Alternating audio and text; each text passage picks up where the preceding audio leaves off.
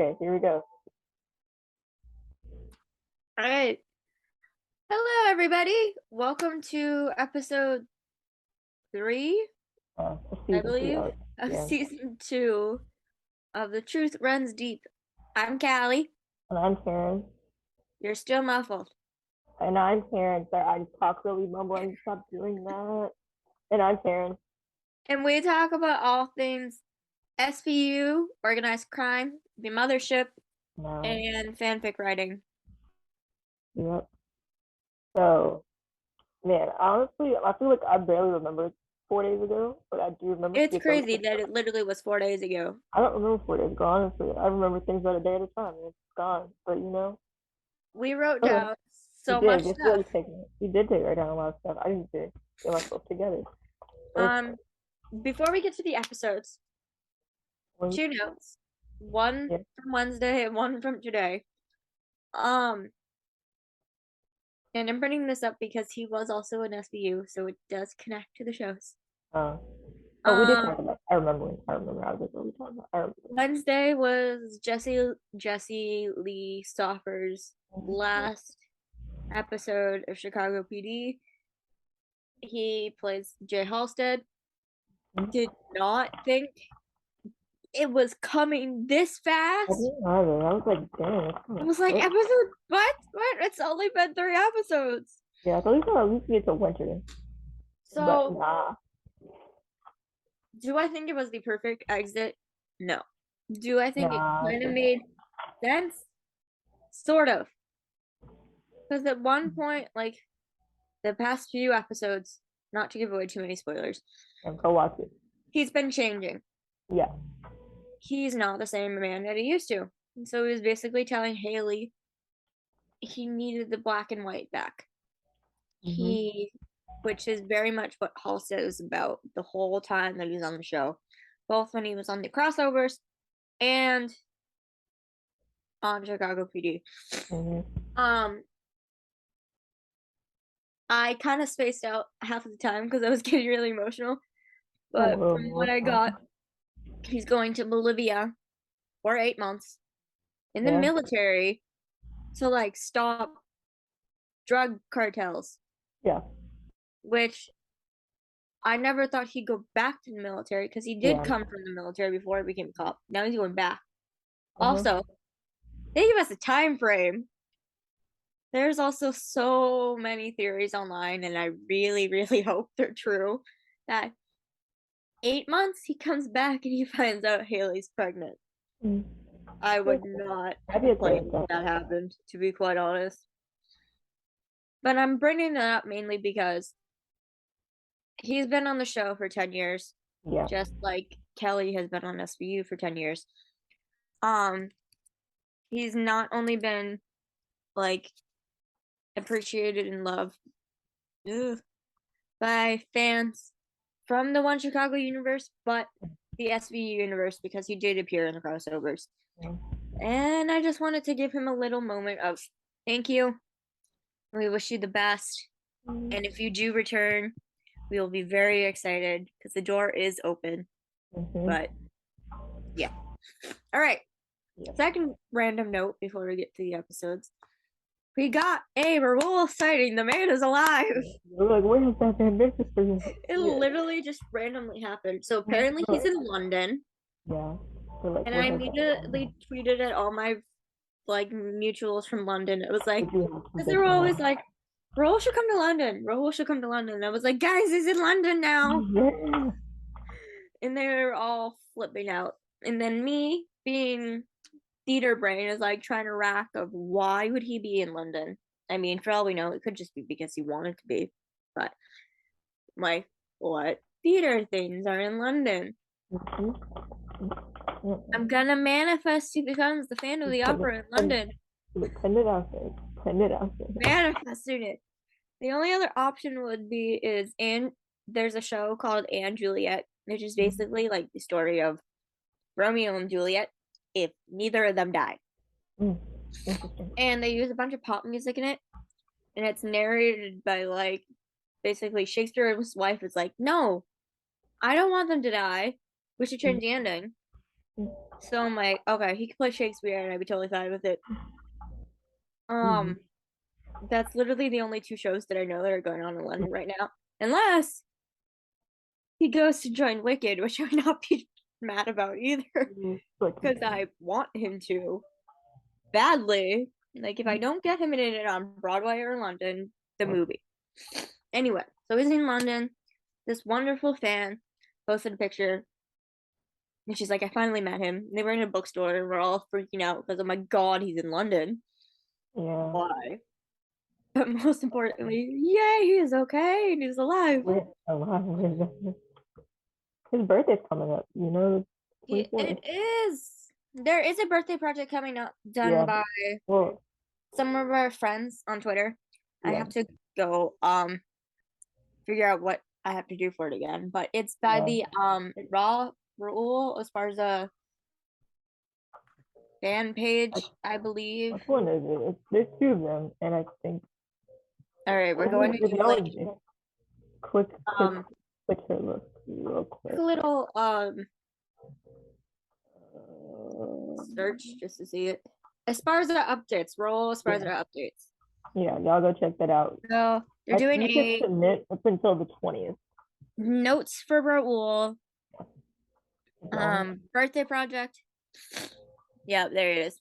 Yeah, y'all want to go? I did it last year, and I'm I like, did I'm trying too. to figure out what. Mine was like the top one. If they did it by alphabetical order, I think mine was like the first one. That's awesome. I know I did it, and I'm just trying to figure out how to make mine different. But basically, if you love Raul Esparza and you want to do something, do the birthday project. They would be more than happy to. Yeah, I think by the time the episode comes out, you have like 1 day to do it. So, sorry for that. But yeah, oopsie. Do it the 20th.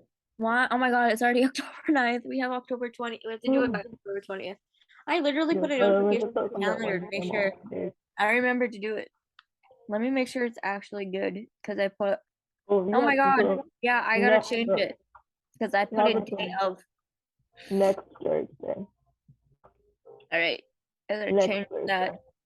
Well, link it in the if I remember. I do not remember linking anything, but change the notification date so I actually remember to do it. Although I'm not sure what I'm gonna say yet. Anyway, okay. What I want to do, I'll remember to at some point I'll remember to link it. I might forget. I'll link it in the bottom of the episode description. Those are our two plugins. Yeah, I usually am the. I mean, Bestie, you're still muffled. Oh, I said I'm usually the editor of the podcast, and I forget to do things. You're still muffled. Hold on. I don't usually yell at her, I promise. No, she's very nice to me. Don't worry. Is that better? Yay, we can hear you. Because I think sometimes Zoom likes to switch microphones without saying anything, and I'm like, I didn't tell you to do that. All right, so those are two plugins. Thank you, Jesse and Rolls in London. Now we can get to the actual episodes. I just had to get those out of the way. Yeah. Anything else on that before we start? I don't think so. I think we covered everything that's happened in the past 5 days. I mean, randomly, do a lot of writing. Do you know the show The Masked Singer? Yes. They're doing an Andrew Lloyd Webber episode. I have no freaking idea why. It's like, basically, if you don't know the show, it's like they get a whole bunch of celebrities, they put them in masks, they sing, they give the judges a whole bunch of clues, and then they have to guess who the person is behind the mask. Problem is, only maybe like 3 or 4 of them actually can sing. There's so many talented people. Andrew Lloyd Webber songs. For those of you who don't know who that is, he's wrote musicals like Cats, Jesus Christ Superstar, and Phantom of the Opera. And so literally, like, I don't know what this man is thinking. Does he want his songs to not be sung well? Like, there's literally probably gonna be like 3 or 4 actually gonna be doing it well, and the rest are just gonna be like, okay, that's it. That's my random note. Now we can actually talk about the shows. Anything else? We've been writing a lot, but that's an everyday thing. So many. I counted how many original couples we've written compared to canon, and we have 7 couples we've created. Oh boy, it's so fun, y'all. 6 on our own, 1 which is a crack ship that other people have created. But Too we bad we love it. jumped on the boat. Yeah, can't let that one go. 7, y'all. Yeah. We have like there's such good pieces too. Like There's hopefully so many, one day like, we'll get it out. one day too. I'll read them, but they're so good. Like I Until sometimes then, like I we'll was just keep driving. I was talking driving about it. back to my. I told you that I was driving yesterday, and I was driving in my car. And I was like, we didn't publish this piece yet, but man, it was good. But it was, oh man, we were evil to write We that, did. but man, I it think was we good. published part of it, and everyone We'd was like, have. "You crazy?" We're like, "No." No, it's totally rational. I was in the right state of Mhm. mind when I wrote that. I said, Everything yep, we write, we back up with research, and if we feel yeah, like we're getting too far away, yeah, we we kind of bring it back in. We we have sold bring each it other back in. now. For Not very example, much. we have Elliot in the Resistance with Oh, the interaction with his kids, and at one point I was like, and this is coming from me, who is does he not like remorseful? in the slightest. And it was like, we're going too far, and we had to rein it back in, and then we Yeah, made him remorseful at some points we for do. some things he said to people and We may children, but be not just a EO little. shippers, but we can be Yeah, good. We promise. We won't yeah. lie. Like it's not like we're like totally lying. Like we'll No, make sure. we're Like, not. We because that last feed part we wrote a couple of days ago. We were like, we were talking to his kids. We were like, this is it's. And he said something that was kind of mean, and then he apologized for it. You know. like because he has canonically said stuff to his kids, and he's like, "I'm Oh, sorry," or he's done yeah, something to his kids, and he's like, "I'm yeah. sorry." Which is why it's Okay. totally not out of line. All the things that happen. Anyway, I Should we got, actually get to the I episodes got now? dudes. Candy. Mini Starburst. I almost brought some candy with me, but it's downstairs. I got a cookie. Okay. I got a cookie over here. All right. Should we I had start a piece of birthday cake from a week ago. Man, I've had a lot of sugar. Anyway, back to where we're supposed to be. With the mothership. Yeah. I was trying to delay this, but really we need to talk about it. Okay, bye. I don't think we thought that we were gonna get our hearts broken within like a week. A second. Who walked in So there? the Law and Order episode is called Vicious Cycle. I tried to find it. I'll put it in there. And the premise Keep of it is talking. in the premiere, Nolan finds like this like scene of like all these people who have gotten shot. And he has to help one of them, and he takes this case. So, you know, all the Law and Order episodes always start with like an intro of like normal speed. And then I'm literally not even a second in. Actually, yeah, not even a second in. The first thing I wrote in our doc was, "Damn it." Yeah, I was like, what did we do with this? Because I didn't type, like, I had my phone. Like, I had my phone in my hand because I was going to text you. And then I was like, what do I say? And then I said, literally what did I say? My couch What did I say? Literally just texted my name. Like, Kalli, I know. what do I do with this? And so I think I said, what do I do with this? Is what I said. Because we didn't know. So, they started in, I don't know, New York. I think that it's coming after near the cross, not the cross, the courthouse. And Nolan is walking with this girl. And I will say that I do remember, like, way before the show started, there was pictures of Hugh Dancy and this girl. And I think I commented, and I was like, oh my god, is he getting a girlfriend? This is before we had a die. I had a ship. Before we had a ship. Before we had the ship. And then they have this dialogue, and Nolan is like, I'll call you later. And she's like, it's okay. It was fun. But and he smiles. And then this is when I wrote, damn it. Because they kissed. Yeah, we're like, are you kidding me? We're like, bruh, I can't. I'm sorry. We literally got so invested in the ship. We still are. We still are. And then they kissed. So we have one other friend who we found out. She's been on the podcast before. So we found out Steph also ships them. And she's like, I thought I was the only one who did. And we were like, we do now. I think it's the first time that she's shipped something longer than we have. We weren't. I feel like I like thought about it, but never like Nolan and Sam, I maybe I thought about it, but I never like said it. I kind of just let it go. But then I was like, wait, I'm deeply invested in this now. Yeah, so we texted our friend and we're literally like in all caps, Steph, we have a problem. She's like, what? And we're like, we told her what happened. She's like, so I also, will say she hadn't seen the episode because people on the West Coast who watch it 2 hours later than everybody else. The majority for some reason. of the time, if there's a ship They don't happening, permit till like 10. like if there's like a couple going out together, I will like obviously I'll still have my canon ship or my ship that I want. Mhm. But I don't usually wish for couples to break up. This time I do. Yeah, like dang, I gotta go back to my. It's perfect. They literally like work together every single day. Exactly. Literally, like, would not be hard to do.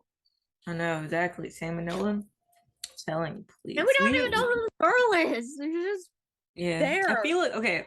The way she's because I study communication. The way she talked to them made them sound like they weren't on good terms. I'm like, And he's probably thinking like it's okay, and she's like, no, nah. Right. Which made me think of like, please don't hurt him. But also, if he gets hurt, there's somebody who will be willing to be the shoulder he cries on. Yeah, we started writing. The funny thing is when we started, we can't like without a lot of context of what we wrote for them. But like, I love how we first started. We wrote their like first ship story. We wrote as them. We wrote them with something very particular and knew exactly what we were doing. Okay. I'll be back. Okay, I can pause the recording. So I'm gonna talk. Okay, it's going. All right, momentary pause is over. Yeah. What were you saying? Oh, I was saying I love how when we wrote the first like ship story you wrote for Sam and Nolan, we had a particular both of us had the same thought and went for it. And the resistance. Oh yeah, we literally like I was like, yep. What if they did this? And she's like, yes. We literally share a brain cell at this point. Yeah, the final like, brain, the singular brain cell. I was at work and we had like a break period and I started typing a sentence. So I work at a restaurant and we had a break point and I started typing and then more people came in and I had to stop typing and then 2 minutes later when there was another break point, I checked the doc again and Terryn had written exactly what I was going to type and I was like, okay, yeah, so we share one singular brain cell. Yeah, sometimes I think it's only half a brain cell, but you know, I'd be like, what was I thinking?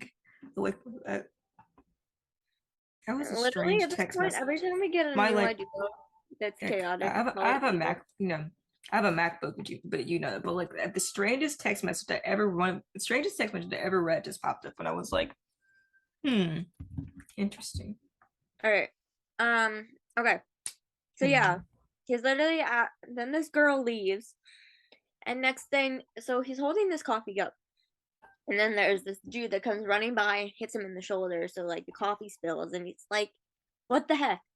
And then he turns and he sees a whole bunch more people running. And my dad made the comment and he's like, because then Nolan, for whatever reason, decides to run in the direction that people are running away from. I mean, maybe it's like they hold on, let me Google something real fast, make sure I have the correct words. What are you trying to say? Hero complex? Oh no, that's not a hero complex. That's when you hero complex is when you cause the problems and you want to save people from. That's not hero complex. Not that. That's when you intentionally cause problems to save people. Like I don't know. I know there's a word for it. I can't think of it. Like he wanted to like help people.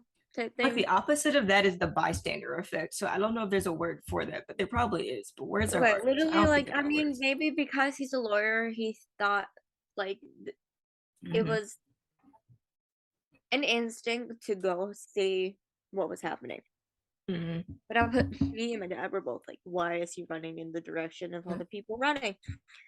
And that is when he gets to the subway and we see the scene in the promo where he sees all the people that are like all the bodies shot dead lying on the ground in the subway station. And he finds this girl who might be around the same age as us. She's like bleeding. She got shot in the leg, and she's like freaking out. He's trying to stop the bleeding. Then he tries to like see what happened, and he goes towards like the subway station, and this cop was like, "You can't come in," and he holds up his bloody hands, and he pulls out. This is something I didn't know because I was like, how do lawyers identify themselves? So he pulls out an ID badge, which I thought only cops had. So apparently, like ADAs have identification badges too, which is cool. Which means Gracie might have one, and now I want to see it. Anyway, he pulls out his identification bag, and he's like, ADA Nolan Price. They let him in. He sees some of what happened. And then he gets a call from McCoy, and McCoy, or at least I think it was McCoy, and Nolan's like, yeah, I'm already here. And I wrote this quote down because it hit really hard. I was like, he's like, I'm already here. It's a nightmare. It's an absolute nightmare. And then we transition to the placards. And then that's when they have Cosgrove and Shaw show up. They talk. Nolan's giving him all the information that he knows. All the DOAs are either East or Southeast Asian, and there's like, I think 7 of them. All the people that died, like 7. Yeah, and then there were like 15 or so people shot, I think. Yeah, like but 7 died. I can't remember. And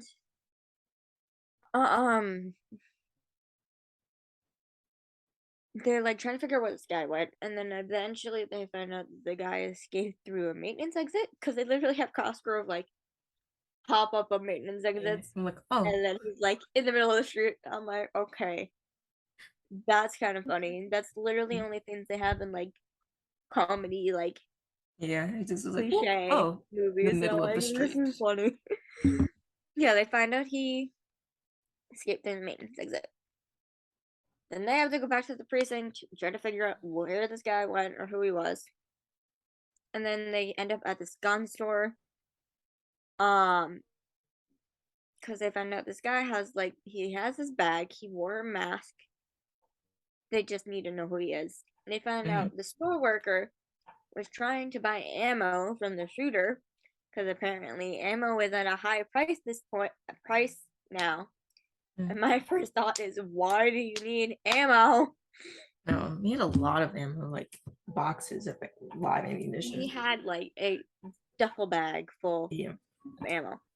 And so they asked the guy like where he was gonna meet him to get it, and we get to like this like I'm thinking possibly like homeless community in the park.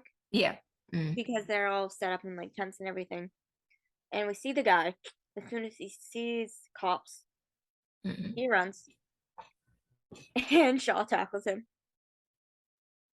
Literally love that literally so many times. Literally just tackle people. Literally every episode. I feel like there's somebody who's every time. Can I make a note? We don't condone police violence. This is different than what Stabler does. Yeah, just saying. Stabler does it when people are right in front of him. Shaw tackles people when they're trying to get away and he has to stop them. Kind of different people. Anyway, they open it and they realize that's not the guy's bag. It's not the right guy. They bring him into the precinct and he's telling them about the guy who is the actual shooter.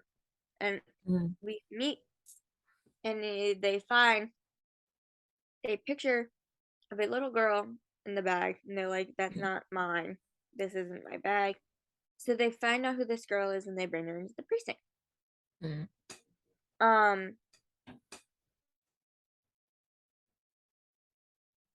Then they have the their hacker come in. Her name is Violet. Because I were like, they finally said her name after 3 episodes. They were like, we don't know who this is. We just know she's there. So Violet is with this girl. and they have Lieutenant Dixon going to talk to her, and Violet's like, she can't hear, and Dixon's like, okay, can she sign? And she said yes. Then this is when Dixon starts signing as she's talking. That's like one thing I wish I could know how to do. I only know like Me a few too. words. I wish started a little bit and then I do never finished my ASL lesson. sign language. My teacher, the teacher that I work with, is teaching our students sign language, so I know some of that. Like I found out today that just the other day that this world Mm-hmm.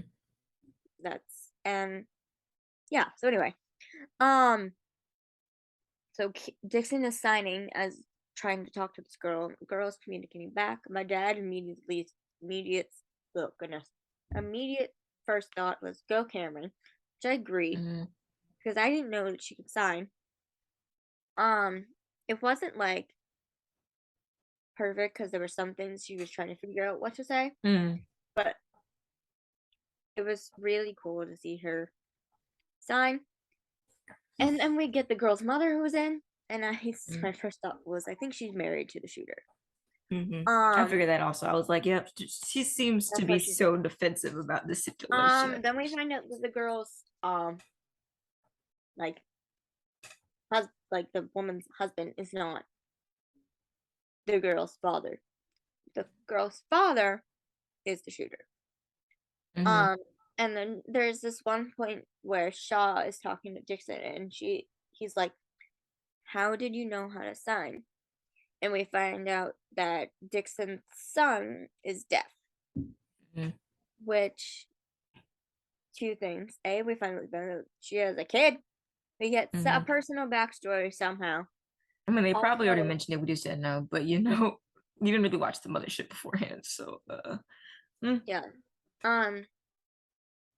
Second, as far as I know, this is the first like character who is deaf that is familial oh.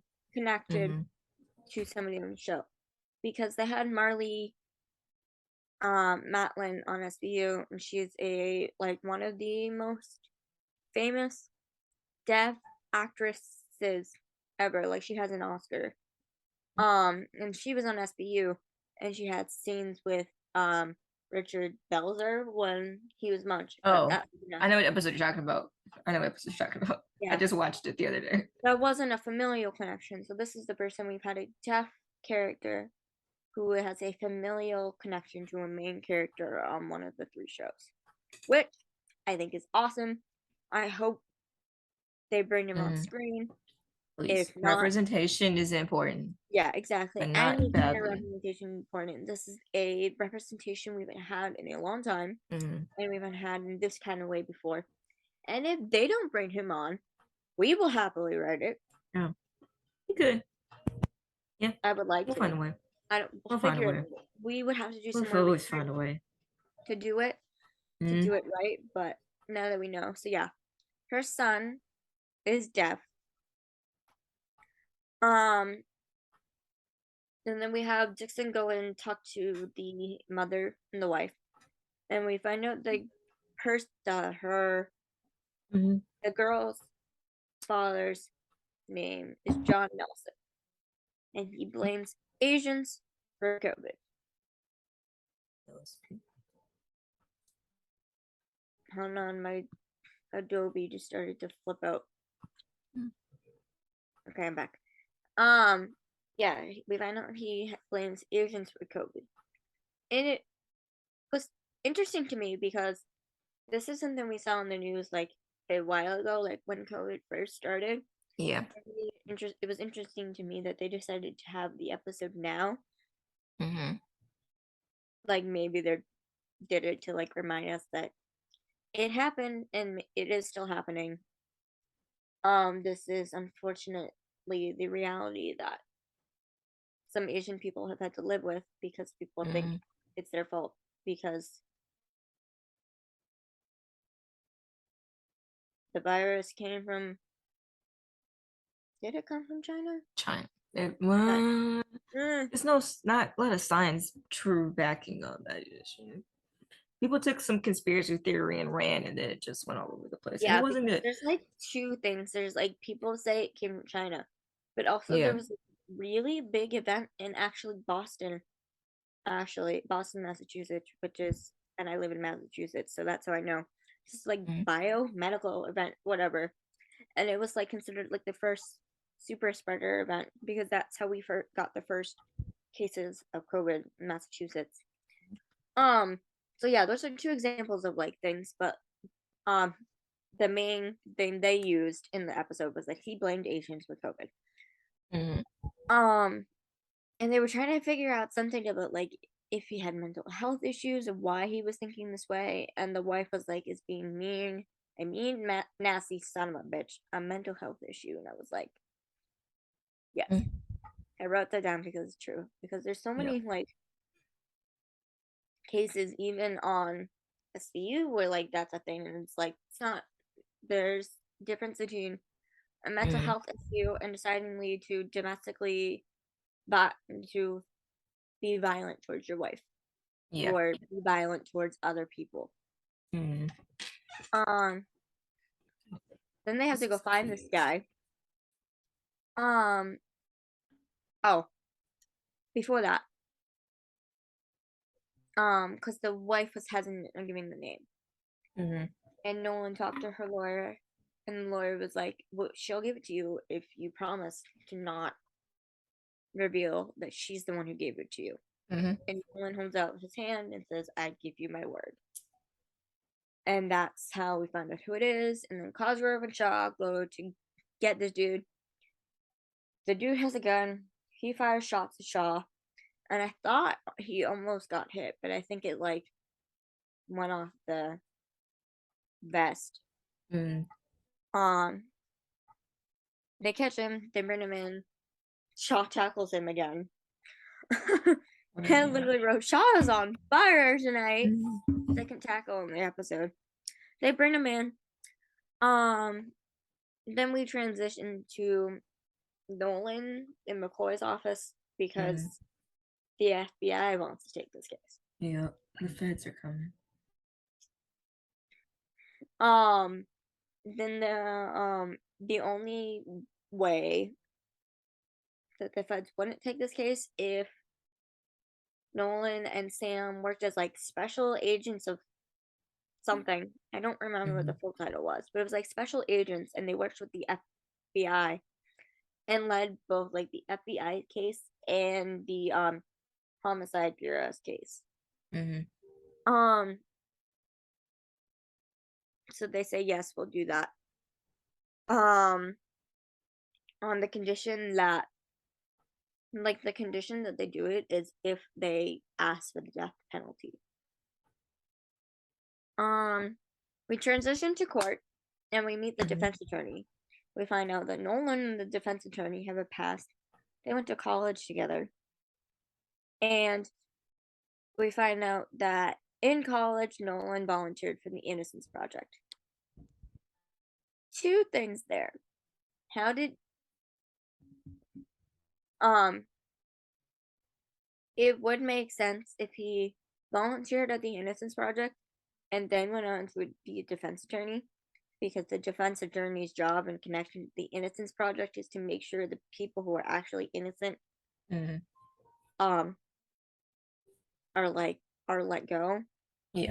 There's a deleted scene in the premiere of the Law and Order series that says he decided to become a prosecutor because he was tired of keeping bad people out of jail when he wanted to put bad people in jail.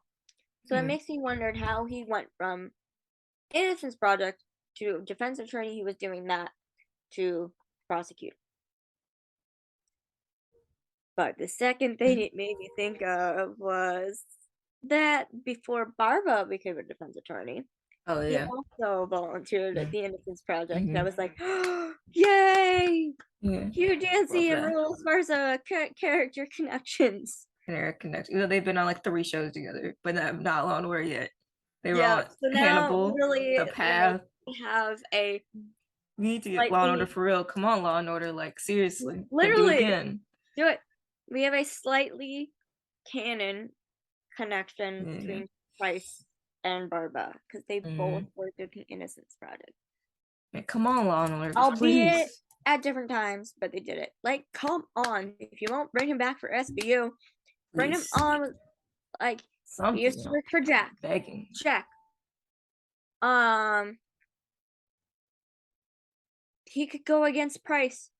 Yeah. Jack. I'll take that. I won't be that mad. Pay good freaking money to watch.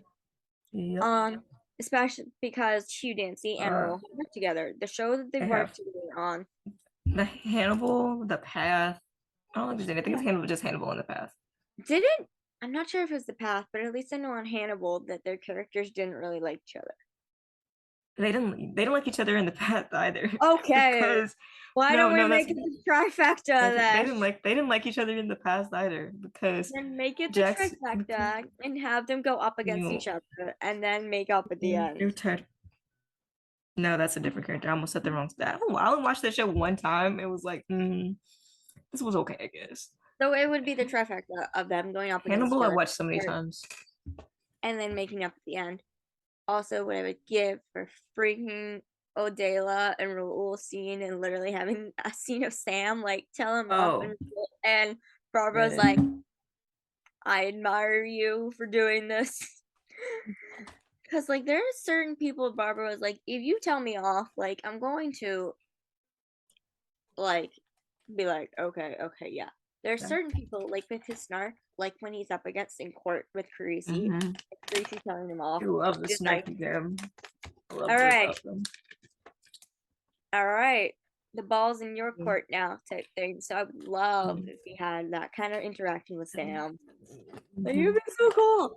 Also, he has worked for McCoy, so there's so many connections we could do on that. Bring him back. Okay. The Zoom's about to go boom. That's our Zoom in a sec.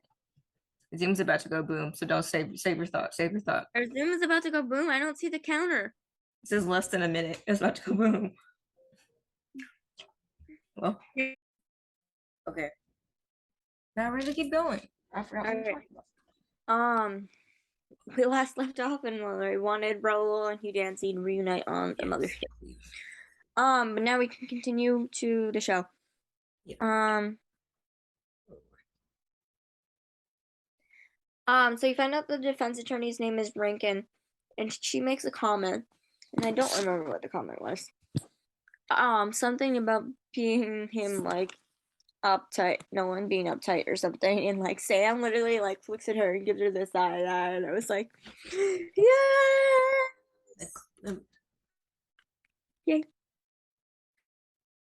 Sam always has those love eyes for Nolan. Like, you can't deny that. She's cool as much. Like, she'll literally give somebody a side eye if they're looking at her in the wrong way.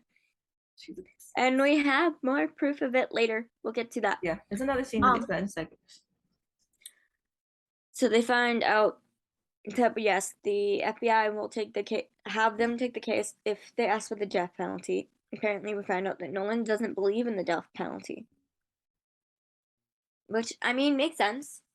But,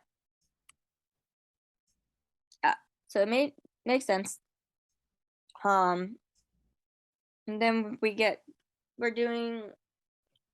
in court. Actually, no, this is even before they go in the court. They're in the judge's chambers. And the defense is making a motion for Nolan to reveal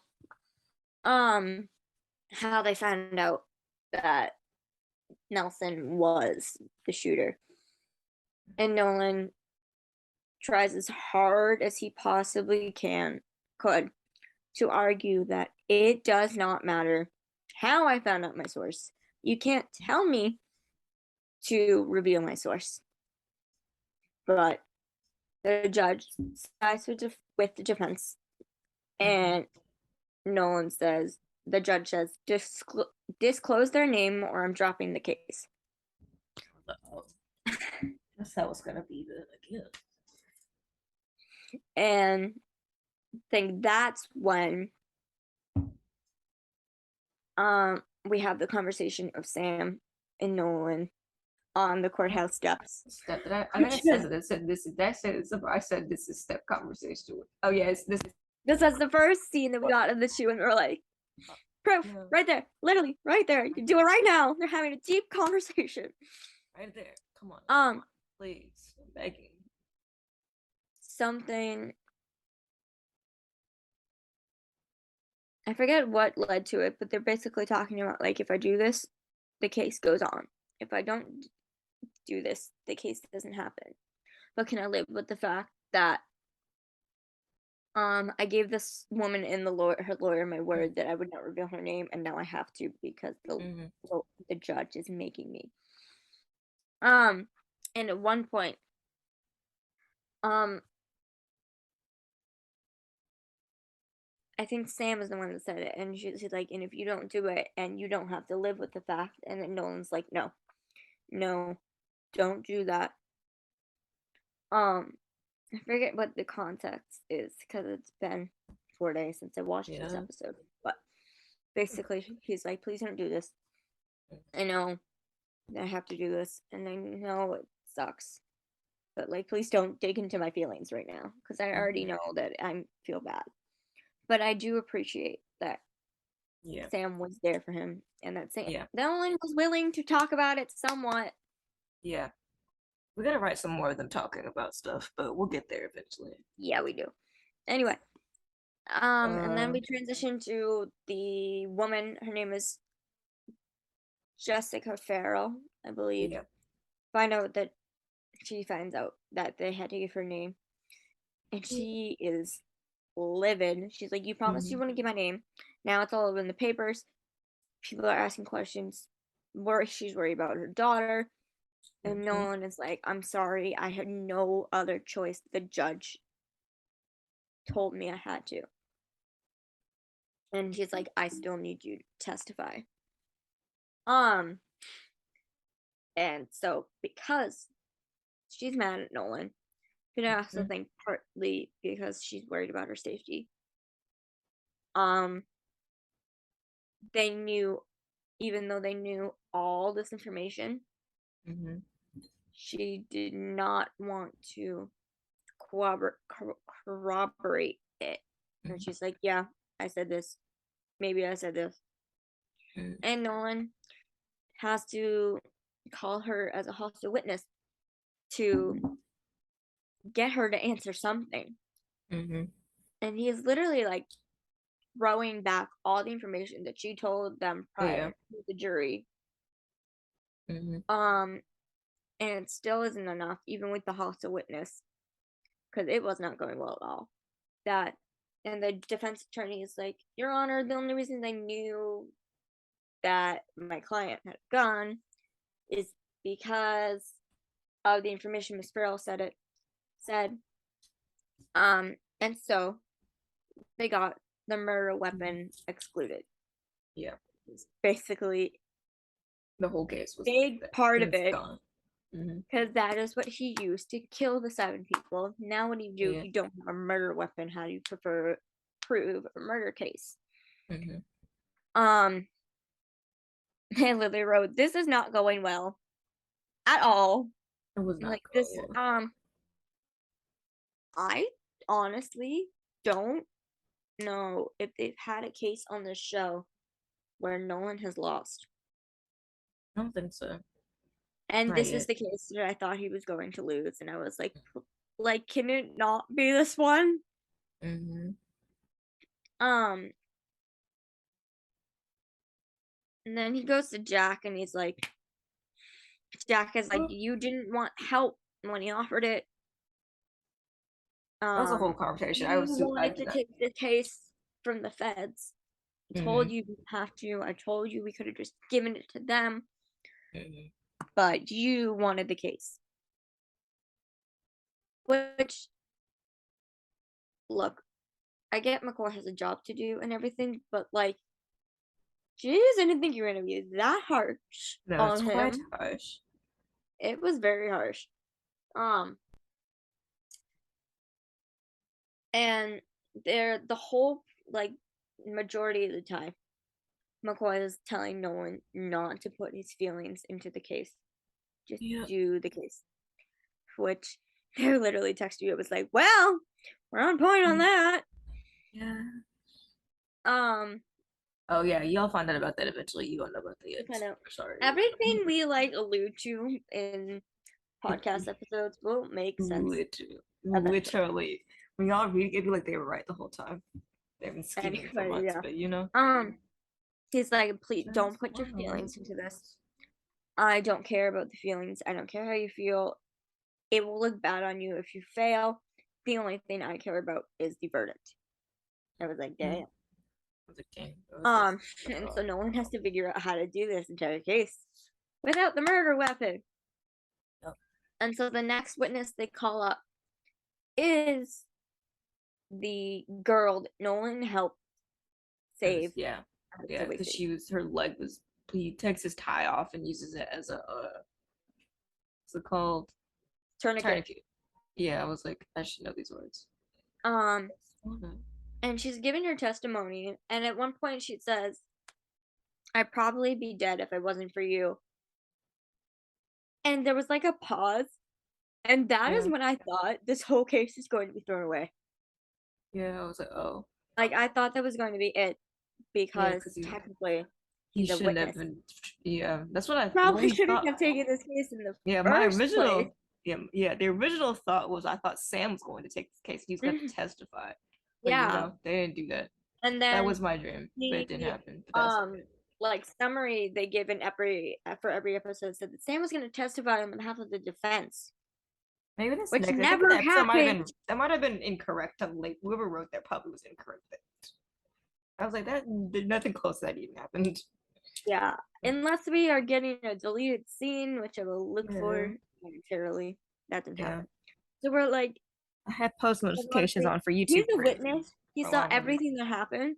Why are you testifying? The woman literally just said, I wouldn't be dead if it wasn't for you because you were on the scene. I thought that was gonna get him in trouble, but it didn't. Yeah. And the girl basically goes into this whole speech of ever since COVID, her life has been in shambles with people threatening her. She's afraid to go out on the street now. Her mother and her grandmother are afraid for her to go out on the street. They're worried she's going to get beaten. They're worried she's going to get hurt. They're worried she's going to get shot again. All because there is a certain group of people, white supremacists. Yep. Don't say this came from canon. They literally said the shooter was from a white supremacy group. I'm not making this up. That a certain people believe that all Asians caused COVID and therefore need to be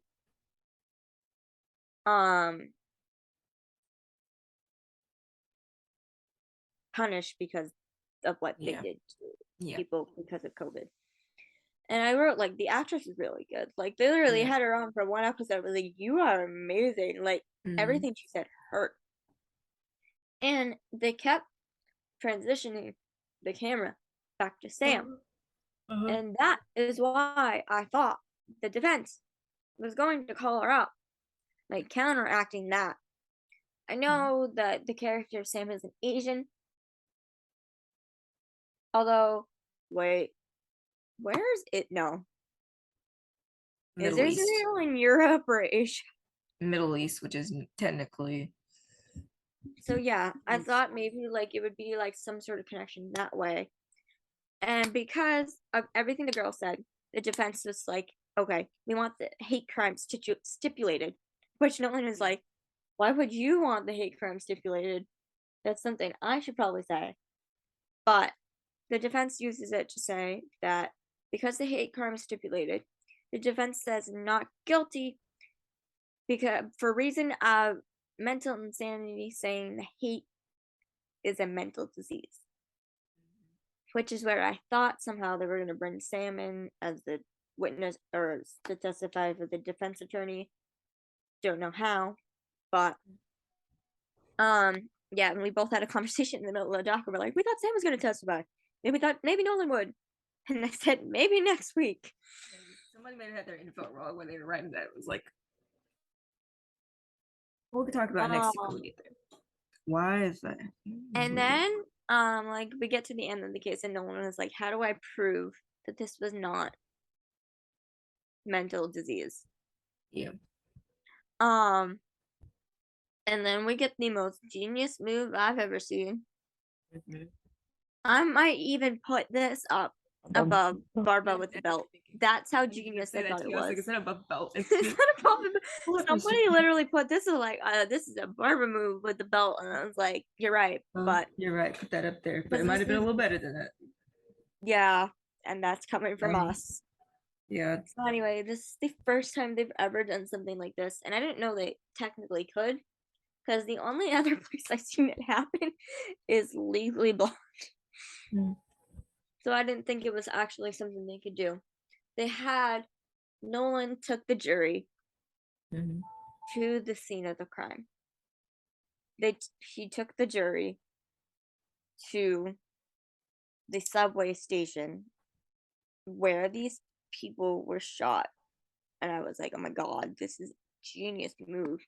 And he's literally describing like what these people were doing. He used a specific example of, there's this grandson, and his grandmother, the grandson was wearing like a Yankees cap and had his baseball glove, and the grandmother was with him and was like shot while she was shot in the head and several times in the chest, I think. And she was shot after they found out from his mother that they were going to Yankee Stadium for a baseball game, and they ended up dead on the subway.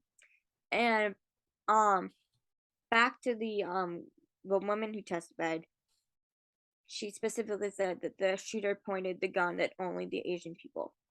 So we had the example they used, the testimony, the blood spatters all over the subway car.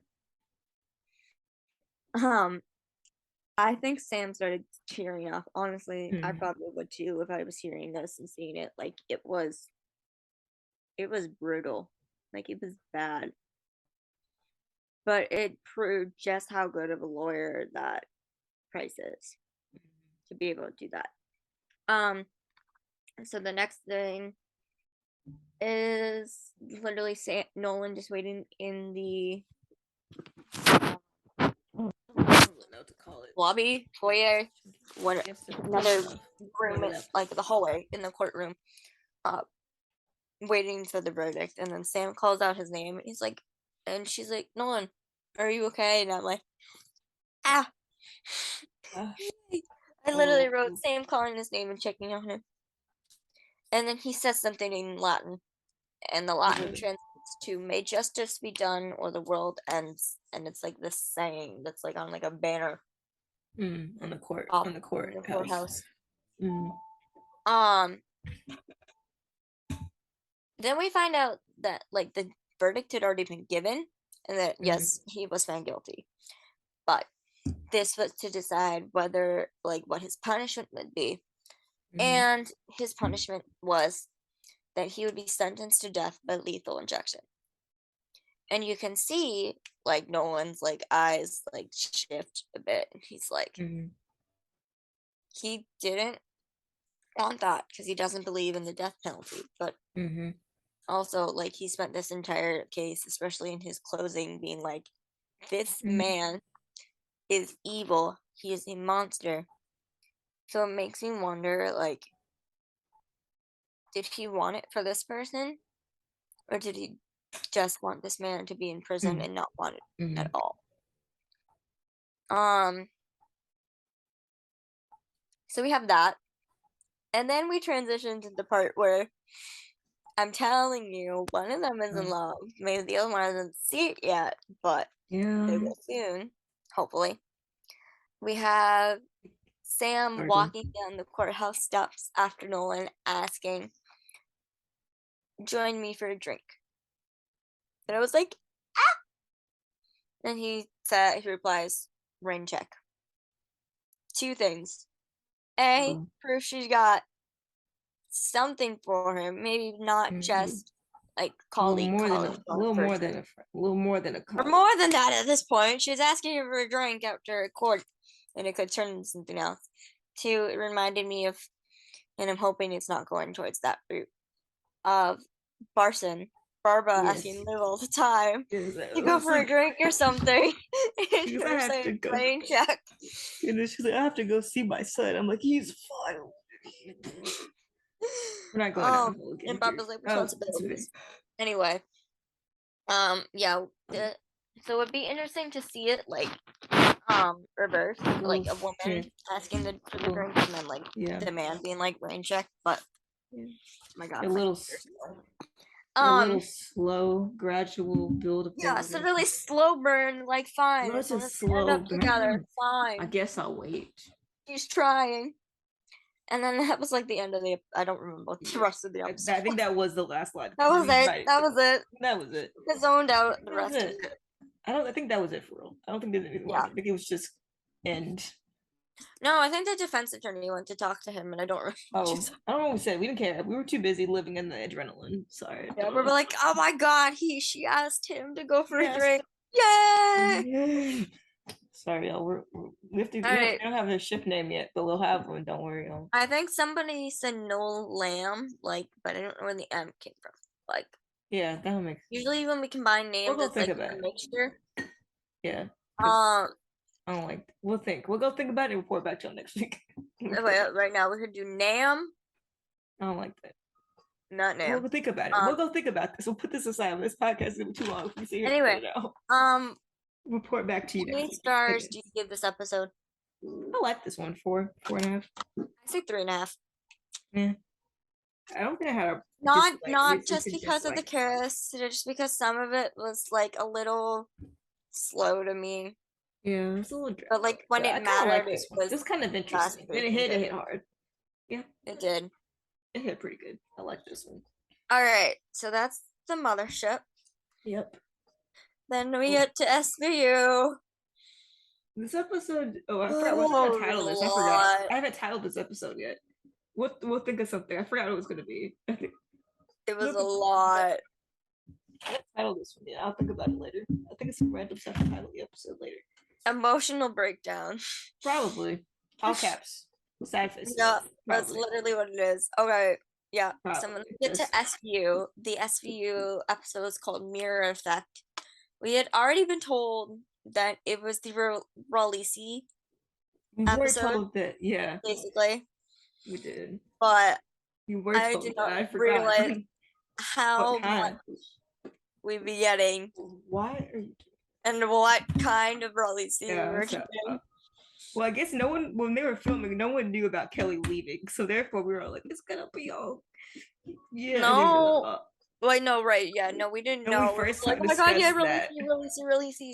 And then we found out she leaving. But then we were also like, yay, we still get the release episode, yay! Oh, and that was like, oh. Some of it was yay. Some of it was. It was like my brain hurt. My heart hurts. Oh my god. Okay. The first scene that we have is Amanda in therapy. Yep. Ooh, she's going, which is good stuff in her. Just saying.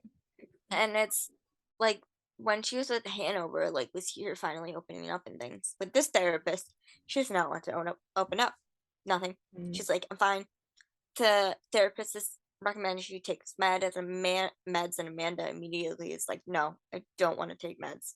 Yeah, they want to take antidepressants. She doesn't want to have the label on it that she's taking antidepressants. And she's like, Amanda basically doesn't want to do this, and the therapist is like, unfortunately, if you don't do this, I'm going to have to say something, and it's going to affect whether or not you can go back to work. But Amanda doesn't hear this whole thing because she has disassociated at this point. Yeah. Then we transition to later that night. Mm-hmm. And we get the first appearance of Billy Rollins. Finally. So good. She's so cute. She is adorable. The girl who plays Billy, her name is Beatrice Mallow. I So love the name. cute. I love the name Beatrice a lot too. That was like she's so. I'm not gonna lie. I went to lunch with my mom at Chili's, and I saw this little girl who looked kind of like her, and I was like, that little girl kind of. I literally wrote that Billy reminds me of one of my students because Billy's she so kind cute. of does. Love Billy. And like I So think we in my had head, well, sometimes like, a lot of time when I imagine characters that have it seamless and they don't have faces, which is weird, but it's I can't visualize faces when I make up characters. So yeah. like I think as close in my head as what I thought she looks like. Yeah, like I was like thinking back, like after I we don't want got to sign here, it. I was thinking back at stuff we wrote. Mm-hmm. I think we're pretty good. Yeah. We don't have to change too much. We have to add some things. We don't have to change a lot. Like we know she's some like interest in things, some more things to make. Like we kind of did Yeah. like general child, but like we can add Yeah, some more. we definitely stuff got to it. more. We do have that one that new realistic fic we were working on. Oh yeah, The movie watching one. We gotta go finish that. yeah, we should. Very cute. It's very cute. Eventually. So, So yeah, we have Beatrice, and then I know mom, the twins' mom, Vivian and Charlotte, said that I think only Charlotte was continuing. yeah, only one of them is. I can't remember which one it is. But they had like the other twin who wasn't continuing in the credits, so we were all a little confused, unless they just didn't. But I would say they didn't change it, but they had Beatrice in the credits too, so it makes me wonder, like, did they just put the wrong name, or They could have. Who knows? We'll find out. for whatever reason, we don't know. I think one of them, I think mom said like only one of the twins wanted to keep acting and one of them didn't, so they are only, or something. Yeah. But anyway, there's a reason that there's only one still on. Yeah. Okay. So we get Amanda talking to her kids. The Amanda's like telling her girls to be good for Gigi. We have a new babysitter. Yeah. We don't know where Sienna went. Gigi is here now. And Billy's, my God, her voice is so cute. She is. She's so cute. Like, it's crazy. Like one of the very first things Billy says is like, "But Mama, what about the monsters in the closet?" I was like, "Oh, the child." That like so we like Billy's like 3 or 4 maybe, somewhere around that like area. a normal fear for a 3-4-year-old. Yeah. And Jesse's like, yeah, just Billy heard a noise in her closet. Now she's worried. And then we have Sunny walk out. Oh my God. So And he's like, don't worry, the monsters are all taken care of. And I didn't realize this till later because I was busy flipping out. He comes up with his bottle of cologne. Yeah, I was like, that's cologne, but I was like, and Amanda's like, great. Apparently she doesn't like that cologne. But I literally wrote in all caps because I read a lot of Raleigh fics, and I literally wrote, someone wrote it.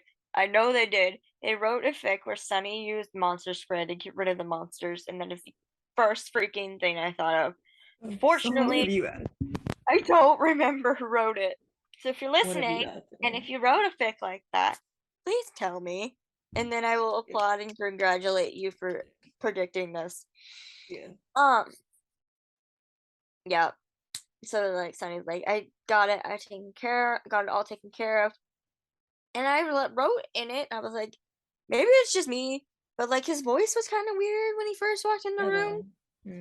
And I'm like, I literally wrote not drunk, because no, he's not. But it was like that kind of energy. It was like a weird energy. I'm like, your voice is never sounding like that. It was weird. But anyway, it was cute. He's like, you got the monster. Amanda's like, yeah, they'd stay away from that. Apparently, Amanda doesn't like her. Oh my God, I almost said husband. Hopefully, Amanda doesn't like her boyfriend's cologne. Put that out there. Gotta put it out there. You've been writing a lot of husband. That's probably why you said it. Talking about the cologne and how Sunny sprays the monster spray in the car. And there was like a little bit of dialogue before that, which I don't remember, but I wrote down. I think you rewrote it. You wrote. I don't know what it was before that, but I think you wrote it. Anyway, continue. Well, the main quote that Sunny said next, because he's literally on his knees looking at his 2 girls. Frick it, we know they're not adopted yet, but those are his girls. I'll believe it as long as there's so many freaking pictures of people taken of Billy smiling at Sunny, and I'm like, you cannot freaking tell me that this girl does not really think this man is her dad. She's already asked, kind of, if she's her dad. The way she smiles at him. Anyway, the Sunny quote that I wrote down is, "Your mom's a hero, and any monster I have to face or face it." There was two different things. So it said it was either your mom's a hero, and any monster I have to face, or it was or faces me in court is guilty as charged. I'll find out. Continue talking. I love because there's so many fics who. Are you finding the quote? Yeah. Okay. Well, Terryn finds the quote. I'm going to speak. There's so many fics or just general ideas of that the girls would know what Sunny and Amanda do for a job, but they like kidify it. Yeah, the safe version, the kid version. Kid version. For Sunny, it's that I face monsters in court and they're found guilty or not guilty. Because he's literally like, this monster would be found guilty as charged. And they know that Amanda does pretty heroic things on a daily basis if Sunny's calling her a hero. Also, the fact that Sunny called Amanda a hero. Yay! I gotta turn on the captions to make sure. Okay. Right. We're working on it. So the next thing after that, I find out that like Amanda and Sunny are leaving for the night, and they're telling her to be good. Sunny kisses them on the head, and I get emotional squealing. And then this is what he said. He said, okay, quote. And what he said is, and any monster that comes up against me in court, guilty as charged, is what he said. Yeah. Yeah. All right. Then we have Amanda telling the girls to be good, and they leave. And then we get this like little cute scene. It was just she's so cute. They're so cute. We get this little scene. You can't see them. I have no brightness of it. Gigi. They're so cute. Oh, they're so cute. There was a comment that like someone's like, they're too tall. They don't look like sisters. I'm like, who cares? They have the same mom. They have different dads. Technically, they're still sisters, but they're not gonna look totally alike. Yeah, they have the blonde. For literally them like spending all this time trying to find an actress who would look like Amanda, but also look different from Jessie. They did a really good job. They did a really good job on casting for Billy. They look like sisters. Really good job. Yeah, they transition and they have this cute little moment of Gigi putting on this fluffy pink tiara on Billy. Oh yeah. And I don't know why, but I literally just wrote Billy has tiara and this is cute. It was so cute. Like literally at first I thought like, is it her birthday? But if it was her birthday, and then Amanda and Sunny they wouldn't have gone out on their cute birthday. So she just get like Gigi's like, here's a cute tiara. I'm like, oh, that's adorable. I mean, a bunch of people predicted that Billy would like princesses. Now we kind of have proof, especially because we had the dress up scene where Jessie asked about the daddy because Jessie was in an Elsa dress and wings, and the behind the scenes people, Julie said that Billy was dressed as a mermaid. Now she has a pink tiara. Hold on.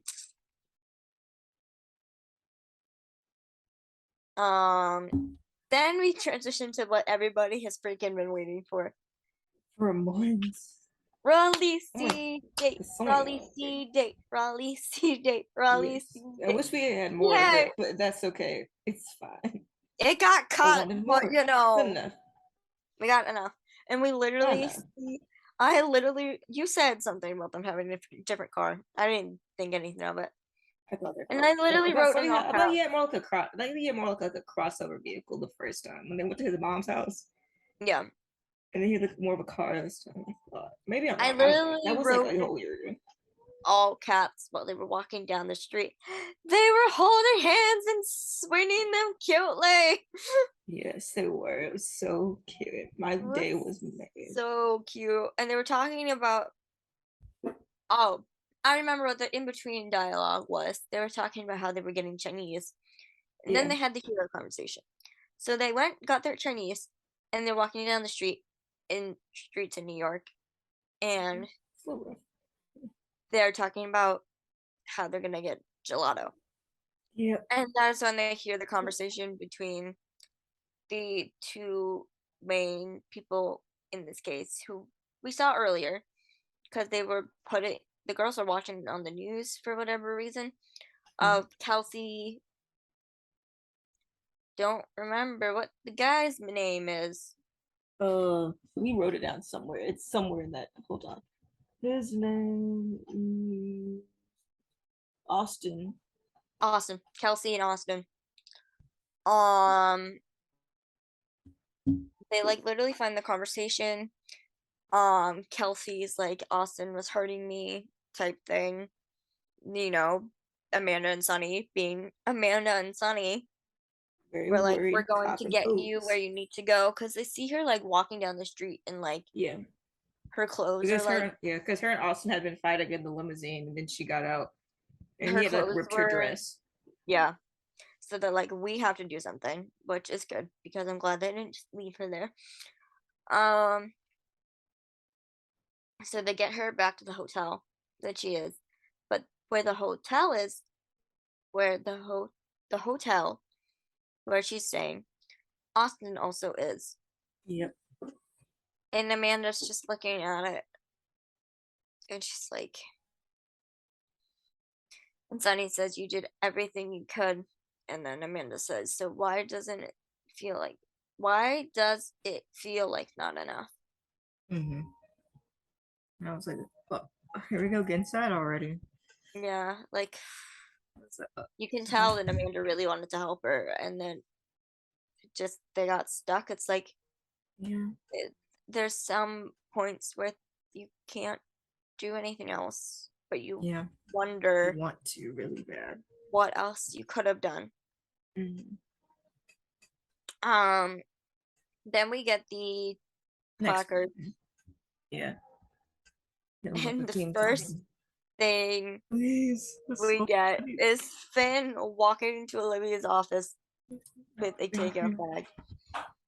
Please, that scene is so. And she's funny. like, a greasy taco bag. And Olivia's like, I already had breakfast in Finn, but thank you. Mhm.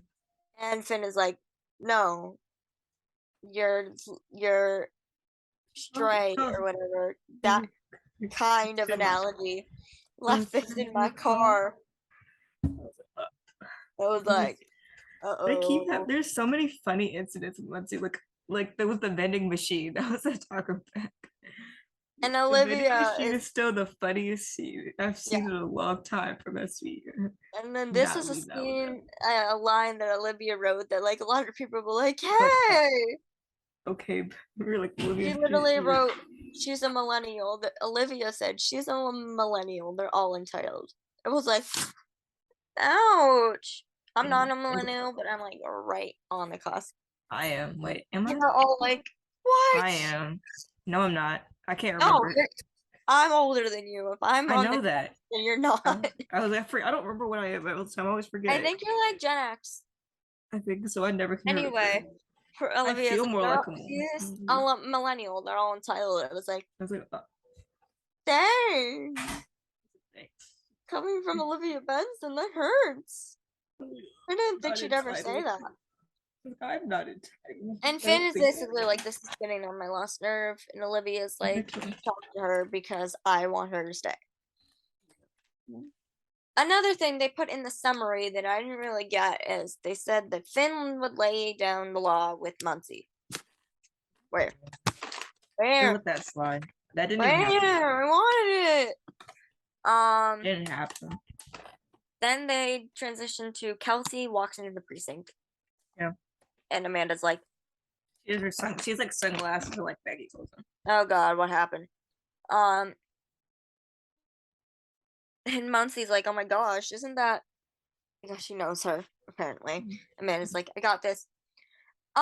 She said something about her girls listening to her, and first off, it made me wonder if A, is she actually, because she's 6, or if B, Amanda just said that just to get the girls' trust. You said something about the Blazer game is strong. Because we transitioned to Olivia and Amanda talking to Kelsey in the interview rooms. They both got cute ass blazers on. They do. Man, the Blazer game's strong. Well, the Blazer game's always strong, but like, I'd be like, man. And then at the interview, Kelsey's telling them what happened last night after Amanda dropped her off. And Amanda's like feeling bad because she let's go boom again. I forgot. I looked up. It's less than a minute.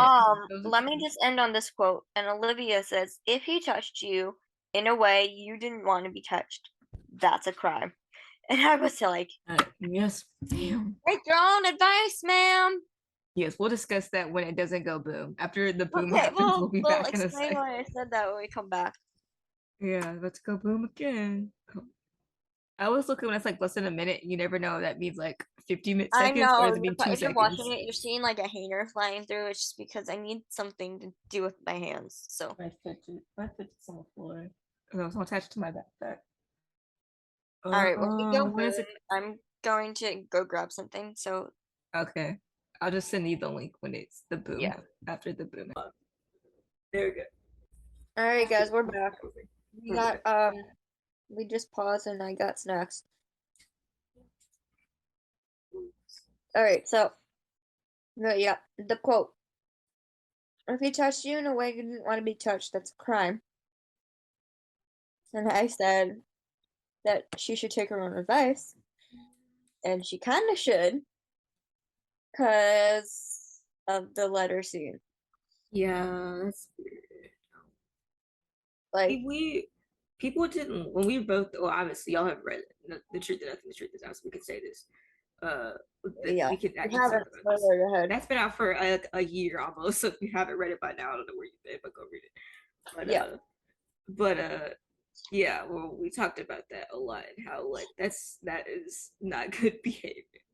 Like, I don't know, like what do we like? It's not like a scene that should be romanticized, and it's actually quite uncomfortable. Is it like rape? No, but no, it's partially be like verbally sexual. He wanted her to touch her like that.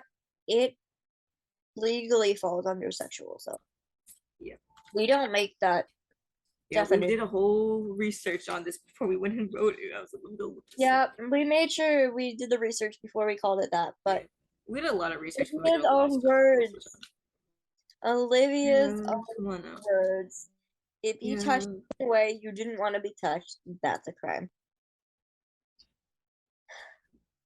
Yeah. All right. We rant about that quite often. We'll have a whole.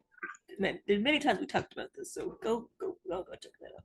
There's another like scenario of like we're talking about the case.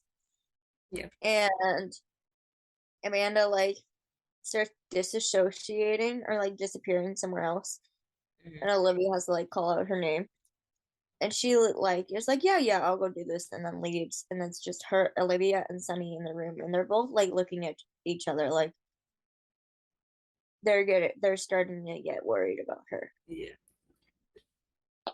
And then the next thing they literally like before like court or arraignment or whatever, Sunny said he went on social media to find out things about this couple, and I was like, he went on social media. That's funny.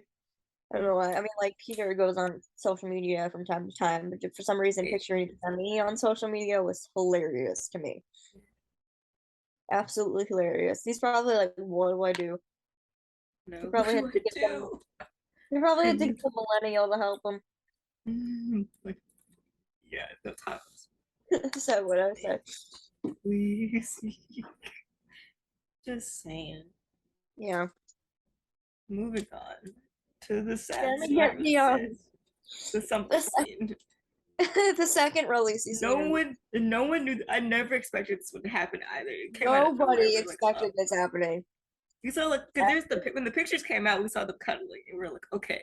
We're like, yay, cuddles, yay! Yeah, they were like, They were in their sweatpants, and Sunny's in his Fordham shirt, and we're like, oh my god, they're cuddling again. And then they're talking. The news pops up, something about the case. Oh, that's when they find out that Austin proposed. Yeah. Kelsey. With this like 5-carat massive ring, 5 carats. 5-carat ring, basically to get this whole thing to go away. Yeah. And they're like, oh, lovely. And the next thing you know, we hear Billy scream. Man, that girl could scream. It was like a loud scream. Yeah, I don't have the vocal range for screaming. I was like, oh my god. So yeah, she screamed very loudly. And then Sonny goes in the room first. And he starts out with the girls. And he's like, girls, it's okay. What happened? What's wrong? And Jesse's like, Billy's right. There was a monster. There is a monster. And we hear like this like rattling in their closet. And then it hurts to say it out loud. It does. I was like, no. Nobody could have predicted. No. Like, no. Where I like held my breath for this entire.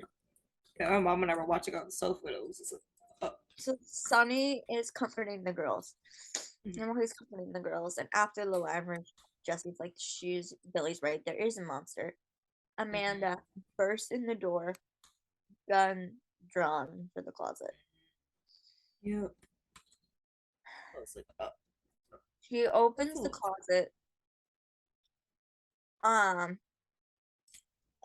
there's only like a toy in there that's like making noises. And the whole time, Amanda still has her gun drawn the whole time. All the girls are saying things. Billy says, Mommy, why do you have a gun? And then Jesse, being the older one, probably trying understanding a bit more of it, was okay. First, I'm gonna pause. Yeah. I don't know what Amanda and Sonny have done for Billy to know it, but if she's like 3 and she knew that Amanda had her gun, like I applaud them for teaching their children proper gun safety. They should not be. I mean, no. Should a child know what a gun is? No. But considering that Amanda's job,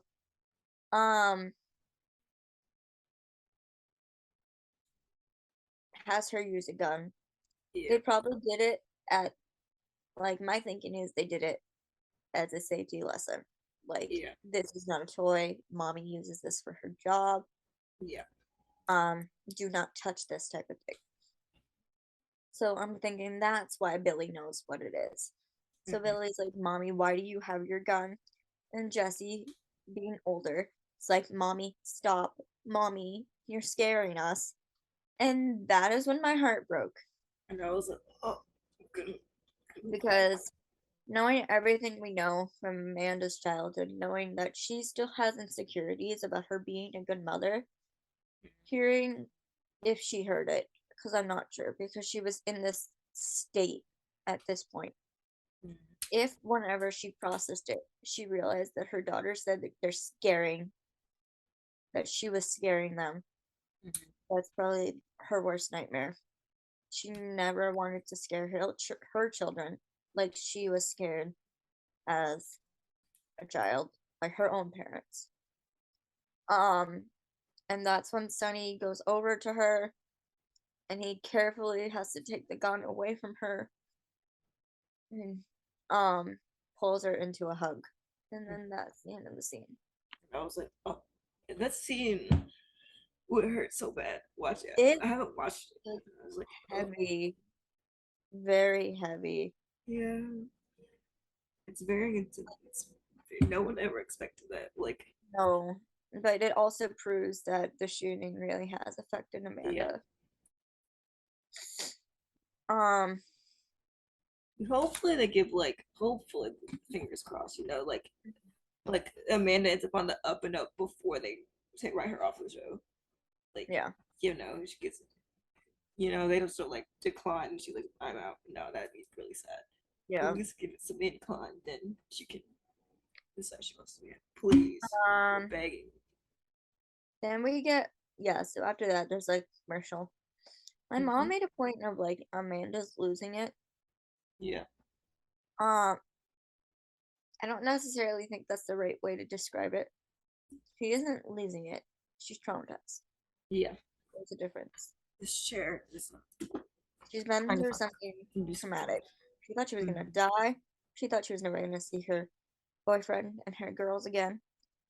And now she has to adjust to being with them again after she thought she was losing them, and just trying to heal. Like, it's not gonna be perfect. Yeah. Then I think there was a commercial, and I literally just stared at my TV the whole time. I was like, yep. I don't think I even typed anything. We were like, are you gonna write? And I was like, no, not this time. no, we're like, no, we're just gonna sit here and talk about it. I'm gonna sit and think about this for a minute. Because sometimes we'll write in between commercials. Yeah. This is not one of them. Not one of them. Like, no, not this time. The next thing we get is like, I think Amanda. Yeah. And that's when they. Oh no, that's not when they go. No, it was another thing where like they're talking to Kelsey before court or whatever. Yeah. Is it before court or is when they go to her house? Is that when like she and Olivia go to Kelsey's house? I think so. And then she's like Kelsey's talking about the ring, and then Amanda was like, because I remember like the way the house looked. Engagement is a sick idea to distort your reality. And I literally wrote on the thing, I was like, why is that? Why is my first thought really see? Like, Sonny wouldn't do that. But also, like, maybe he would thinking if he proposed now it would help her heal, but also like it would be the same as this. Yeah. But that's just where my brain went. They said something about a man then after, because we meet her mom. The mom is very much like the boyfriend, or I guess fiance now, loves the daughter, believes everything the daughter says, etc., etc., etc. Crazy, celebrity mom. Yeah. And Benson and Amanda walk out, and Benson says something about like a broken things of a crooked family tree, and Amanda's like, I don't know, which is funny because we haven't heard any recognition of her family in a while, but she still thinks it's crooked. However they are up there, her dad and her mom. And then Olivia says something, and then Amanda replies, why? What did Carisi tell you?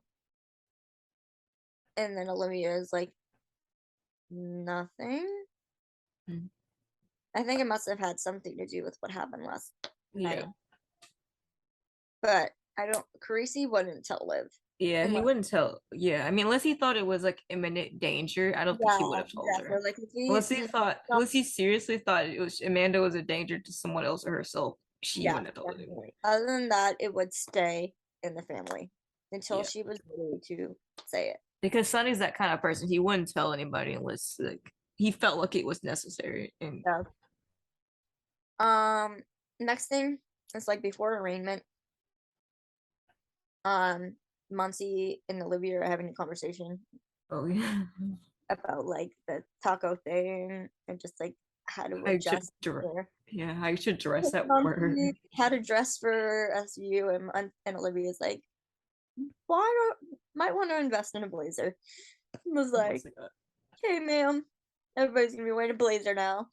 Yeah, sorry, definitely. I always wear a blazer. I'm like, I feel like I took my outfit up. Then plot twist, we have Austin come in the SB precinct himself. Oh yeah. And he wants to like clarify what happened because Kelsey isn't understanding what happened. Mm-hmm. And he's talking about like all the things he learned about like as a man and etc. or whatever. And Olivia says, whatever you learned about being a man, do the opposite. And well, apparently that didn't work because the next thing we have is the police being called at Kelsey's house, and she's in a ball crying. Mm-hmm. Austin raped her. Then that's when we finally get to arraignment, because now we have the new charge. The paparazzi came. Mm-hmm. Austin's dad showed up, who we found out was like they drunk, which is the reason why Austin didn't have a good role model. He's like turned his life around. I figured he turned his life around or something, supposedly. And after arraignment, he tries to talk to Sonny, and Sonny tells him people wind up in this court because of their choices, Mr. Porter, not their excuses. Because the dad is like, oh, Austin grew up with me, I was a drunk, I was not a good man. And Sonny's like, that's no excuse for what he's done.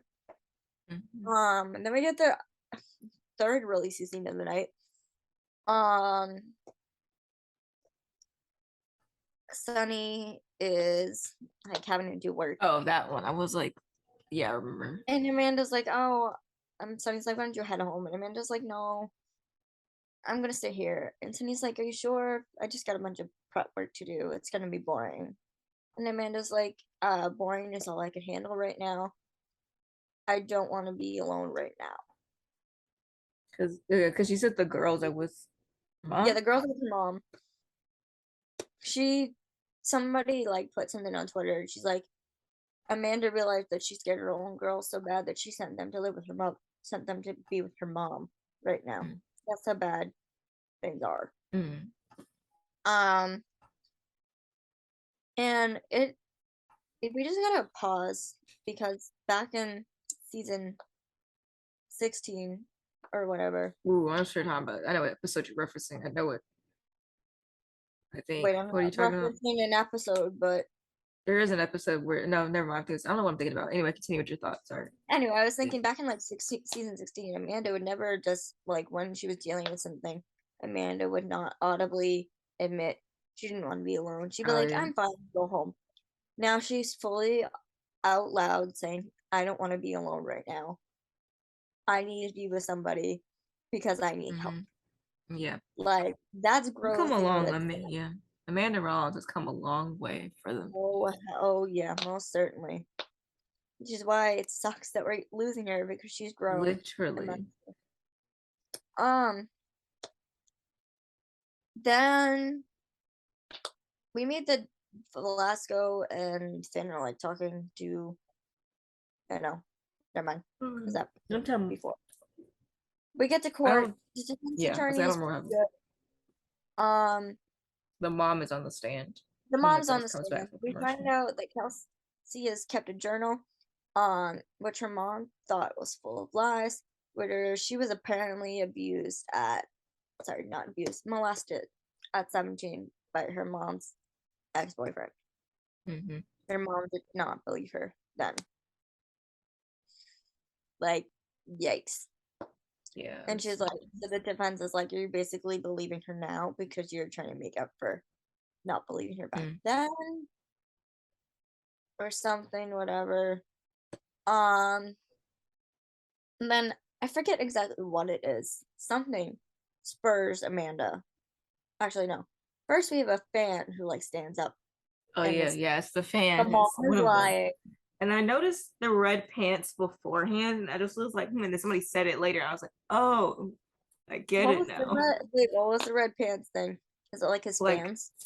Yeah, because they were like liar, liar, pants on fire. It's what they were saying about her. So they had red pants on. They were saying about Kelsey. So they're like yelling at like the mom or like whatever. The Austin would never do that type thing. Yeah. And then something about it, like the person is escorted out of the room. The testimony keeps going. Something about it spurs Amanda to have to leave the room. And then at first I thought this part was honestly a dream.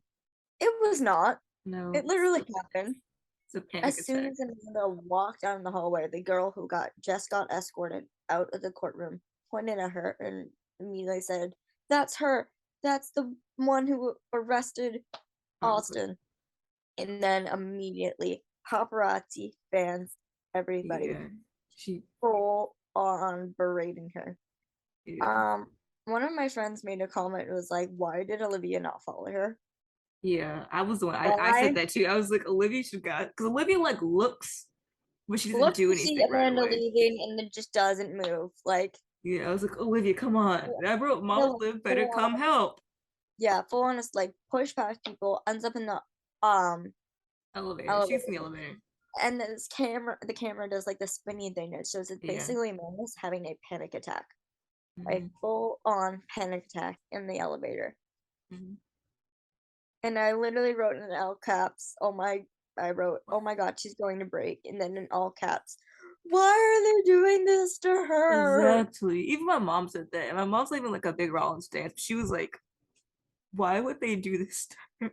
Like, are we getting amazing acting from Kelly? Yes. Is it all reasonable or understandable? We're getting all this trauma? Not really. No. And then after that is when we have the conversation of Olivia and Amanda are prepping Kelsey before she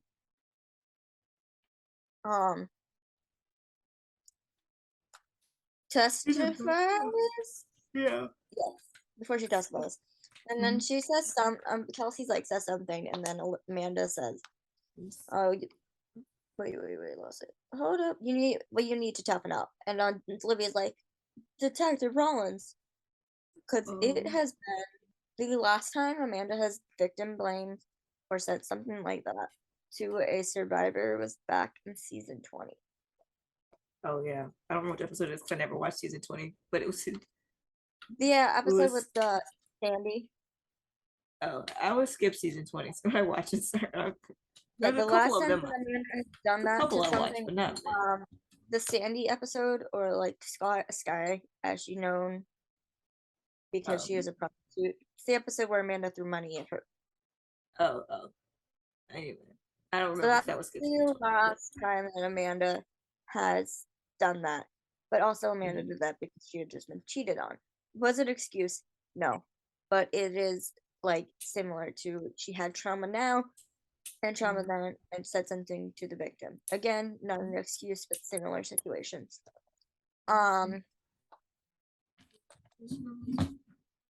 Then they have to walk. Kelsey testifies. They walk Kelsey back out of the courtroom. There's signs and paparazzi cameras. And at one point, like Amanda's like taking Kelsey, and Olivia and Sunny are just looking at each other talking, and they're like looking at each other. They're worried about Amanda, and Sunny says he's driving her to therapy from now on, and he will wait outside if he has to. And I'm not sure if Olivia said this as like a question or like, "Sunny, really? Are you going that far?" type thing.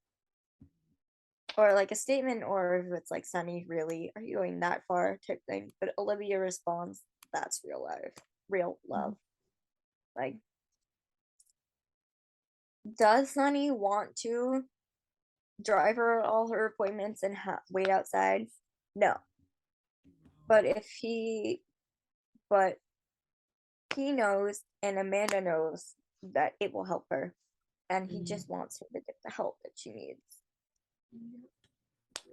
We also literally wrote Sunny gray suit because we've seen all the those pictures came out. We're like, "Oh my god, light colors. His jacket is off." Yeah, the summer colors came out. I was like, oh. And then we get to what I think is a pivotal part of the night. Austin's testifying. And Sunny cross-examines him. And he's talking about how, like, there's trauma or tearing. Kelsey's nightgown was ripped. something like that, how she didn't want the sex. And Austin says, she's my fiance. Sonny turned around so damn fast. Like, you could see the anger clear as day on Peter's face. I immediately texted my friend who makes GIFs, and I was like, you need to make that into a GIF. Because as soon as he said, she's my fiance, I was like, oh my god, what's he gonna do? But I was not expecting, like, the full-on turnaround, like, are you excuse me, what did you say type kind of look? Excuse me? Yeah, what did you just say? And he says, what? That means she can't say no. And Austin, like, tries to explain himself. And Sonny angrily repeats everything that had happened to Kelsey, the ripped nightgown, the trauma, the tearing, everything. And he's like, because she's your fiance, that's okay. And nothing further. And I was like, yes. And I was like, oh my god, resistant stuff. But also, we're working on it, y'all.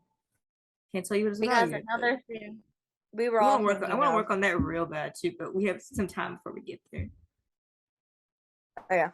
Another thing we're all thinking of is, like, because majority of us are all predicting that a proposal is coming up. Yeah. Like, obviously, Sonny is in Austin. Sonny wouldn't think that way, but now we get full on confirmation that, like, are you kidding me? You think that's okay to do your fiance type thing? Like, never do that to a woman or my fiance whenever I get one, etc. type thing. It's just, I thought it was such a good thing, and basically it means that Austin confessed on the stand that he raped her under the premise of, oh, he didn't think it did anything because she's my fiance.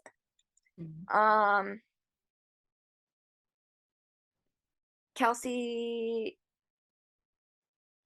is talking to Olivia. It's like, how am I gonna get past this type thing? She goes to get in the car. How did I forget? Literally forgot. She goes to get in the car. What is her name? How did I forget her? Kelsey. I should remember that. I have a friend named Kelsey. He's a boy. Wait, did you say you were Kelsey? Boy? Yes, Kelsey's a boy. Is it a southern thing? I have no idea, but we'll find. Could be. Not anyway, keep that. Anyway, oh, she's getting in the car. Like, Kelsey goes to get in the car, and Olivia, like, sits with her, and that's when they have this conversation. And she's like, "How am I supposed to, like we're gonna go on tour together? We were gonna make our, like, music." And then she's like, all my music is about him. Yeah, all my songs are about him. My love songs are about him. And I'm like, but yeah. And then Olivia is like, I don't think I put that in there. I don't think. But before that, she talks about, yeah, Olivia's like, maybe you need to spend some time before yourself, before you know. And then she wrote, Olivia says every survivor heals differently. And that made me think of Mariska herself with the Gutsy interview. Again, if you haven't seen it, watch it. Apple TV, go watch it. Yeah. Why are you yourself? Anyway. And then I think this is the first time in a while, or maybe possibly the first time, where we got a closing argument from Sonny. Yeah, it's been a minute. I don't think it's been he said something in it that says past deeds. Last season for sure. And he said something along the lines of, past deeds and claims of love are never enough and never will be excuses for sexual assault.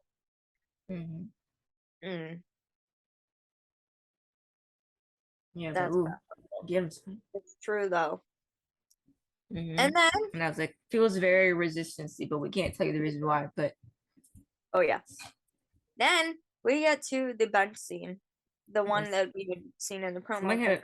Before, some very dark theories about what they said, but at least it wasn't. Dropping theories, trying to read lip syncs, but did it? And none of us got it right. No, we're not gonna even talk about that because that's we're not gonna Yeah, no, repeat that. everybody was like, "Oh, thank God we didn't get it right." Please don't say that we were wrong. Good. Yeah, we were Don't like, worry "Oh, about it. If you God." don't know what we're talking about, you can go on Twitter and find out. We won't tell you because you don't need to be Yeah, depressed thinking about that. Oh, we don't need to. 10 minutes. Here we go again. Again, it's basically Amanda told Olivia, and she's in tears, that she pulled a gun in Billy and Jesse's room, and Olivia was shocked, and Amanda was like, "It's because I thought there was a monster." And then I love this little like moment because at first I didn't get it, but like after Amanda spoke, it was powerful. Olivia looks at Amanda and she said, "Did you get him?" And Amanda replies, "Not yet, but I will." And Olivia places a comforting hand on her shoulder. I like how they did the analogy of like the monster in Billy's closet is actually Amanda's demons. Amanda's trying to fight her own demons. Olivia's like, "Did you get it?" "Nope, not yet, but I will. I will fight this and I will beat this." And I love that. Yeah, I love that scene. Then we get to the verdict, and I was shocked. Like, after he confessed on the stand, like full on confessed, he's like, "She's my fiance. Yeah, I did this." He still only, like, the first charge was like guilty of rape. Yeah, he was just playing Rape. flat out rape, but it was the first one they were like not guilty of that.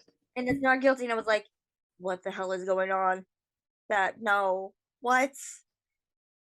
And then it was something about some kind of sexual misconduct or something, maybe. sexual misconduct. And he was found not guilty on that, and I was like, "Oh my God, what's going on?" I was like, "Not again, come on, like Not again." I thought we were getting a repeat of like the Wheelhouse episode. oh, fast. I was like, "It's the jury pool gets tainted again." Something. It's a random thought, but like Fast Time at the Real House on Hulu is called something else. So yeah, it's weird.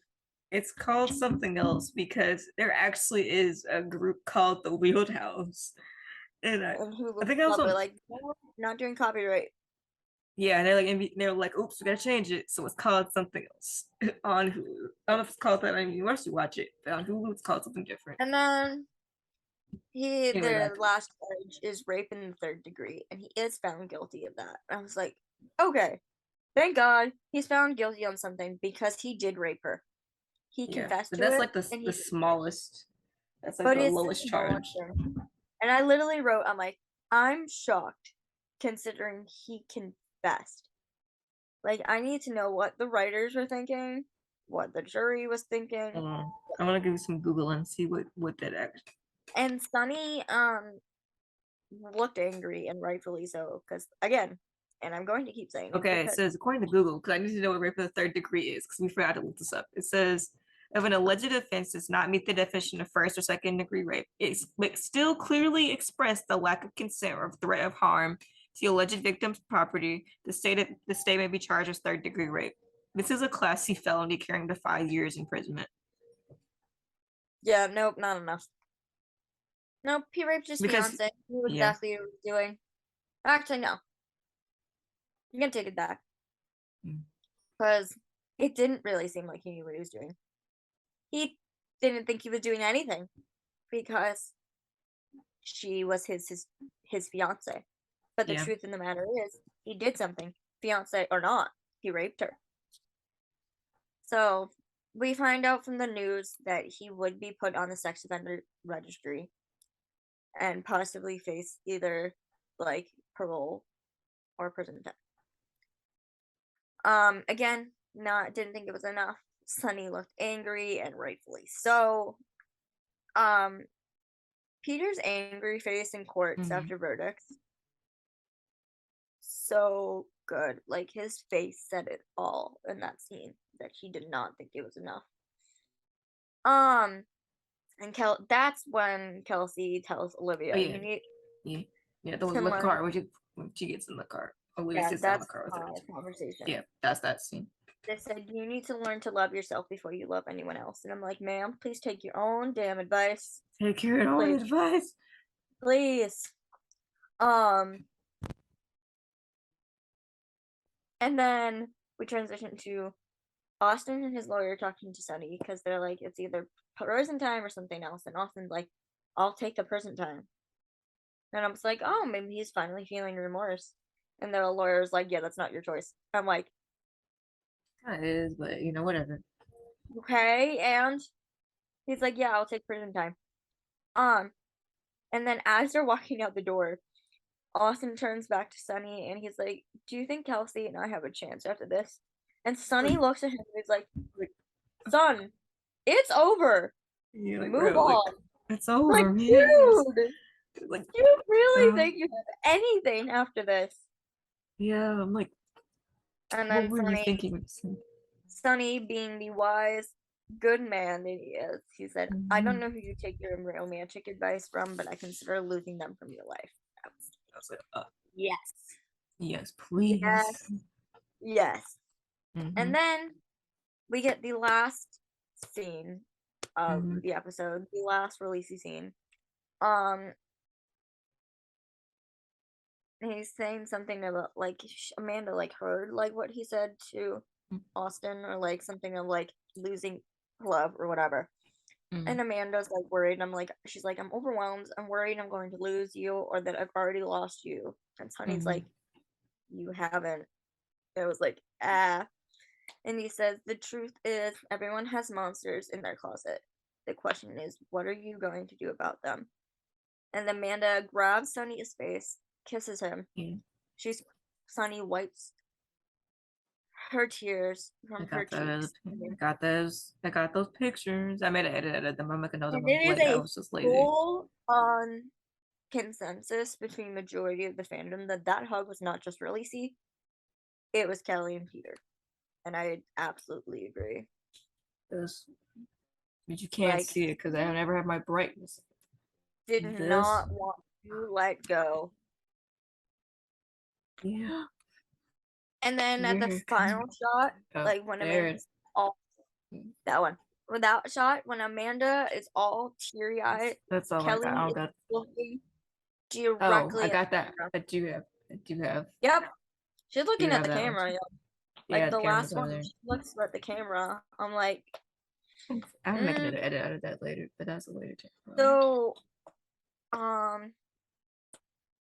Kelly deserves an Emmy after this episode. Yes.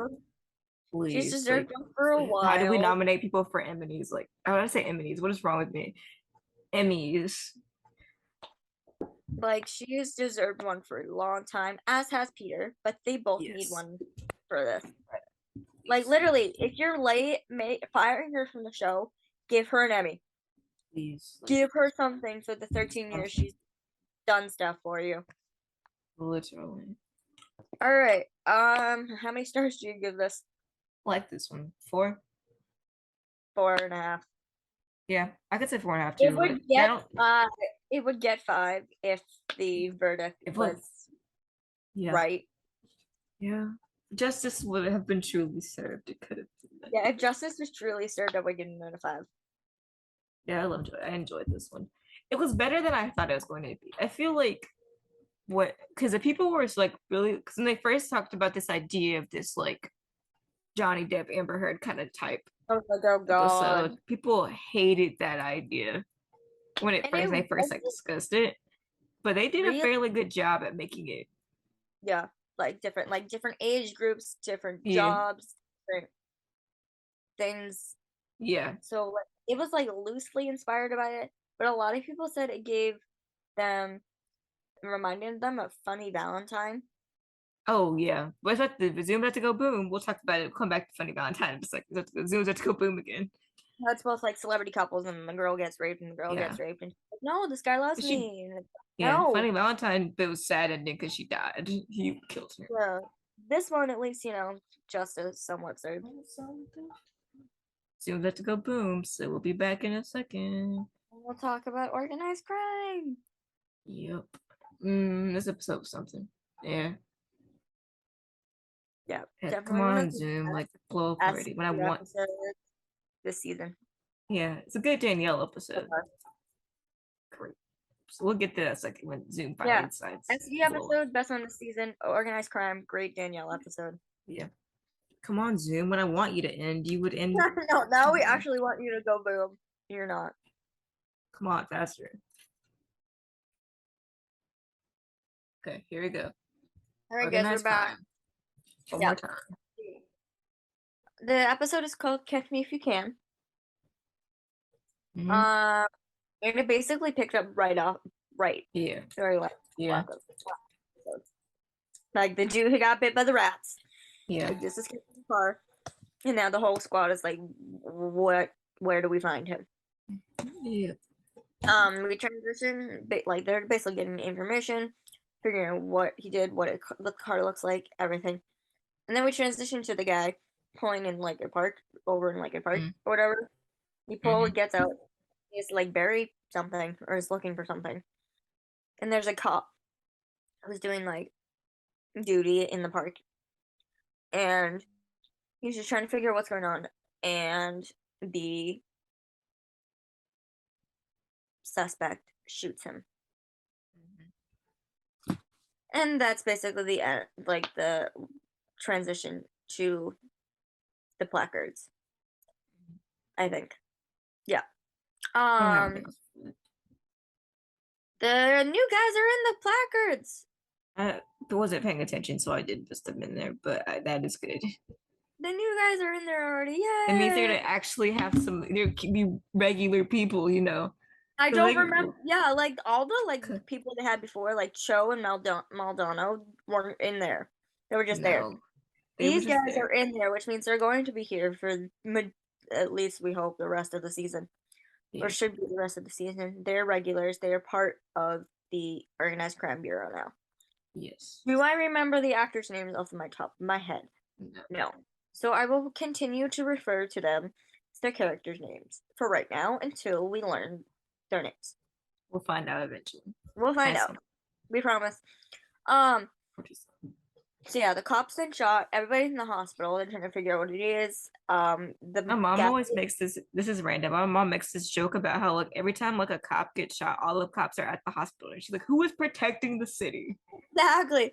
They all literally just show up and go, and it's like, who's finding who just shot this guy?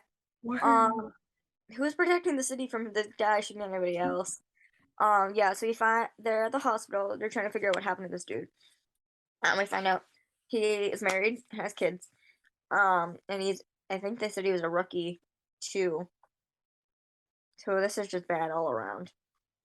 And then we transition to Pearl, one of the villain. Yeah. I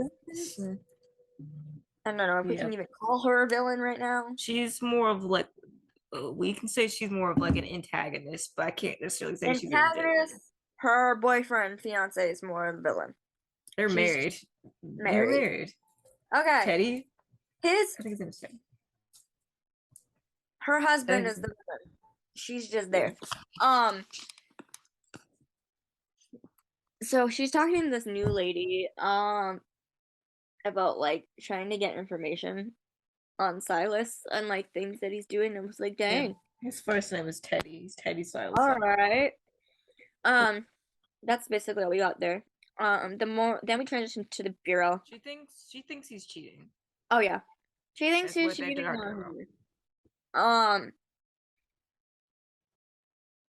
Then we transition to the bureau, and the task force is trying to figure things out. And we have this new woman walk in, and her name is Deputy Inspector Lillian Goldrake, and she's basically here to like oversee cases and everything. Mm-hmm. So I'm thinking she's either like a boss, a higher up, or kind of similar to an ADA, or both.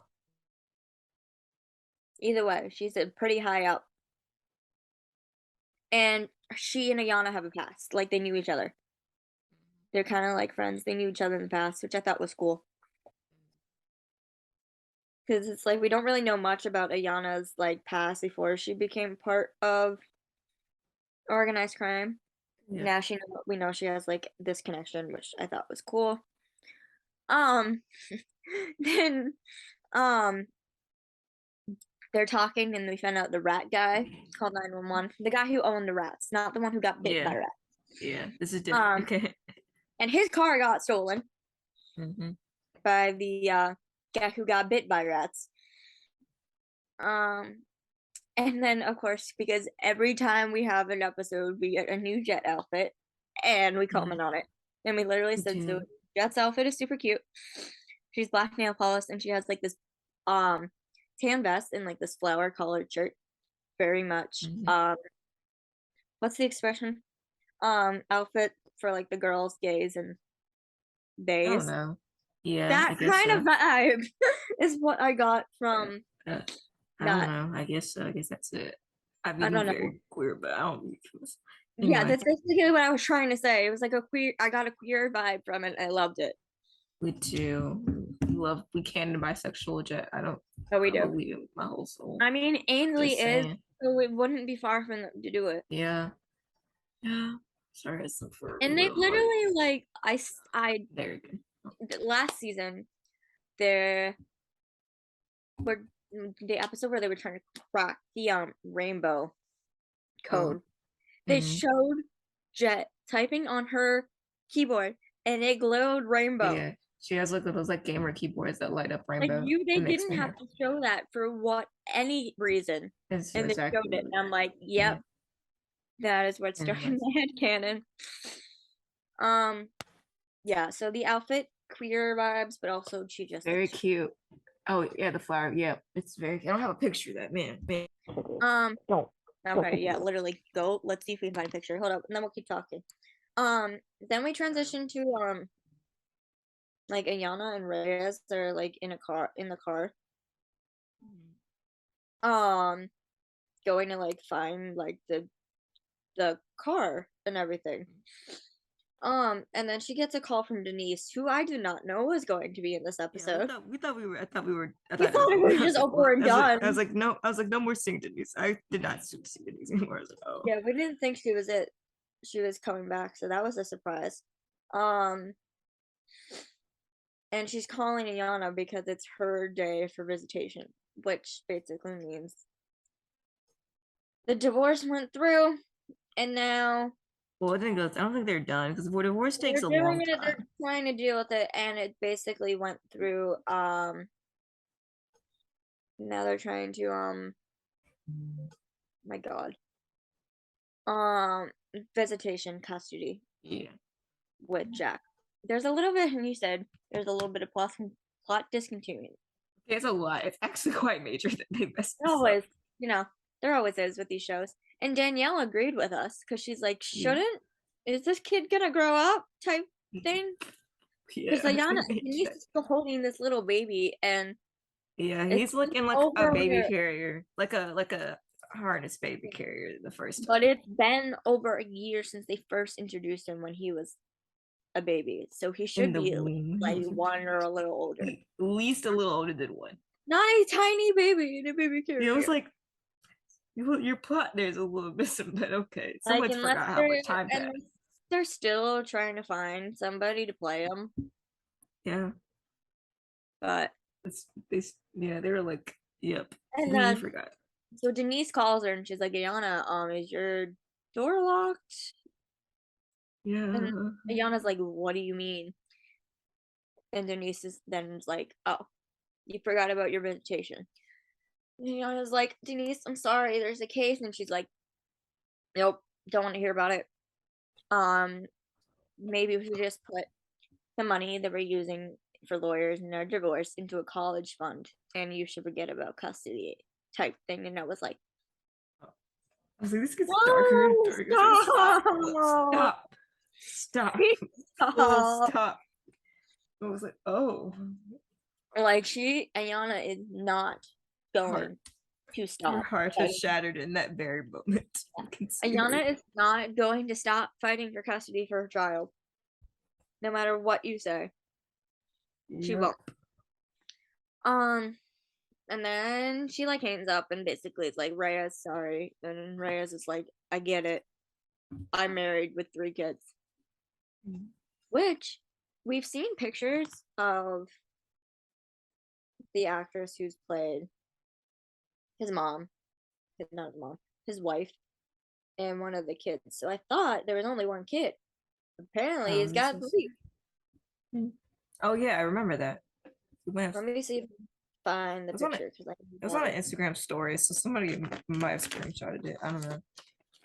No, because I know I saved it. Because if anything's like Danielle or Ainsley related to the show, I save it in like my collection on Instagram. What we do? We have lots of things. Hold on. Pause. Yeah, so Reyes has 3 kids and is married. Mhm. I know I have the picture. Where did it go? That was like several weeks ago. Though. Yeah, I know, It might have been but might have been like August. I feel like it was have it. before. You mean It's showing just came out. bugging me because I know I have it. While you're looking at that, I guess we can keep going with that. Yeah, keep going while I Google. I don't remember because you remember some more details than I do, so I can't. Oh, after that is when Whelan and Stabler go visit the girl who is apparently dating or connected to the dude with rat bikes. Oh yeah. I don't actually have no context for this because I have a little ADHD brain, can't remember a thing, but I don't really know what the conversation was. Basically, the guy is like, "Oh," the girl is like, "Oh, I don't really have much connection." oh yeah, because the quote we have is I don't. no way two I don't people that talk are that to close for her. that long don't sleep with each other.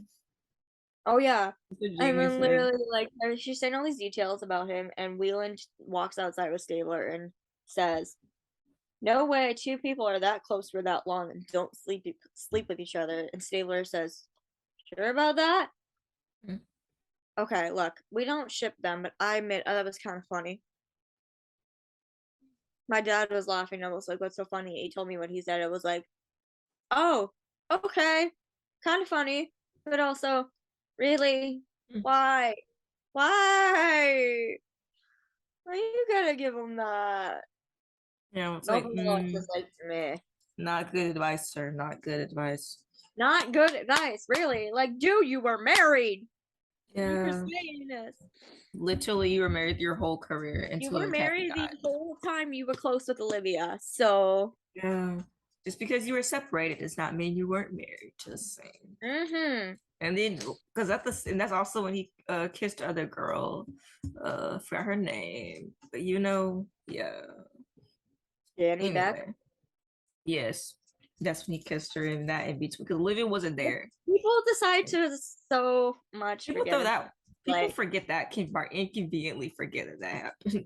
sorry. Like, this proves how freaking good of a wife is Kathy is. Yeah, Kathy did not cheat on him at no, all. she said Even they talked about that they go on dates. She said maybe. She said maybe like one. And he was like, okay, one. And did she say anything happened? No. no. On screen, we had a full-on freaking kiss of Elliot Stabler kissing another woman while he was separated from his wife. Yep. I got so angry it started slamming into my bed.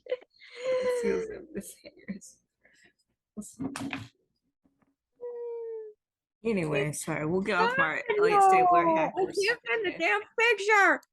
So it was basically Danielle with They were like offset, well, not off. They were on set, but like Offset outside. with one of the kids who. All right, I mean it's not the same picture, but I found a picture of her and the. My God, I just went. The guy who plays Reyes. So it's that I think character. it was a story, so that's probably why you don't see it anymore. I think it was on her story, and That's that's what I probably saved it. Like that character and his one of his wives and kids, and the kid is like around the same age as Danielle's youngest, which is why at first I thought it was Danielle's kid because they were hugging in the first picture. But anyway, then we have Reyes and Belle go to like this construction site or whatever, yeah.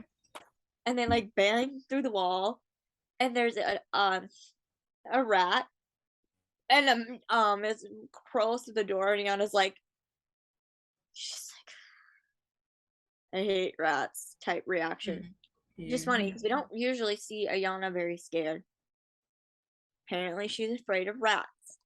And you said that might be a Danielle reaction. Yes, I feel like one time it was like she was doing like a Q&A type thing on Instagram. And so she was saying something, and she was talking about, oh, I don't know what the question was, but I know she mentioned the rats, and she was like, I'm terrified of rats.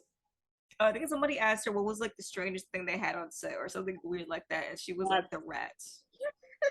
Which means, oh my god, they're literal rats. I'd be flipping out too.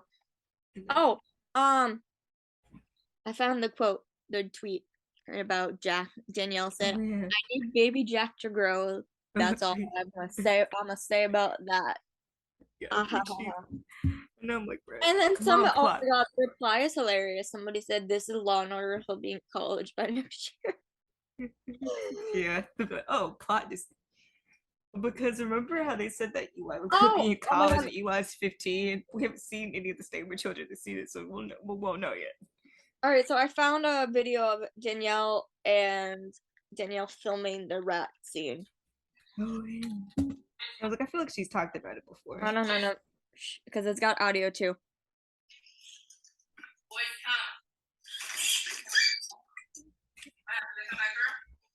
Oh my god, so they got a trainer telling the rats when to come. And Danielle's freaking like leaving the door. I bet you know what? That's one shot and we're done. And we're done. And then the guy who plays Reyes is just standing there, and Danielle's like, I'm out of here. Yeah, I mean, rightfully so. I would be like, and we're done. I hate rats too. Please. Oh, okay, good. Needed a name. So the guy who plays him is Rick Gonzalez. Look. A lot of people in the South, they have like old houses have like rats, but like older houses have rats here, but not really.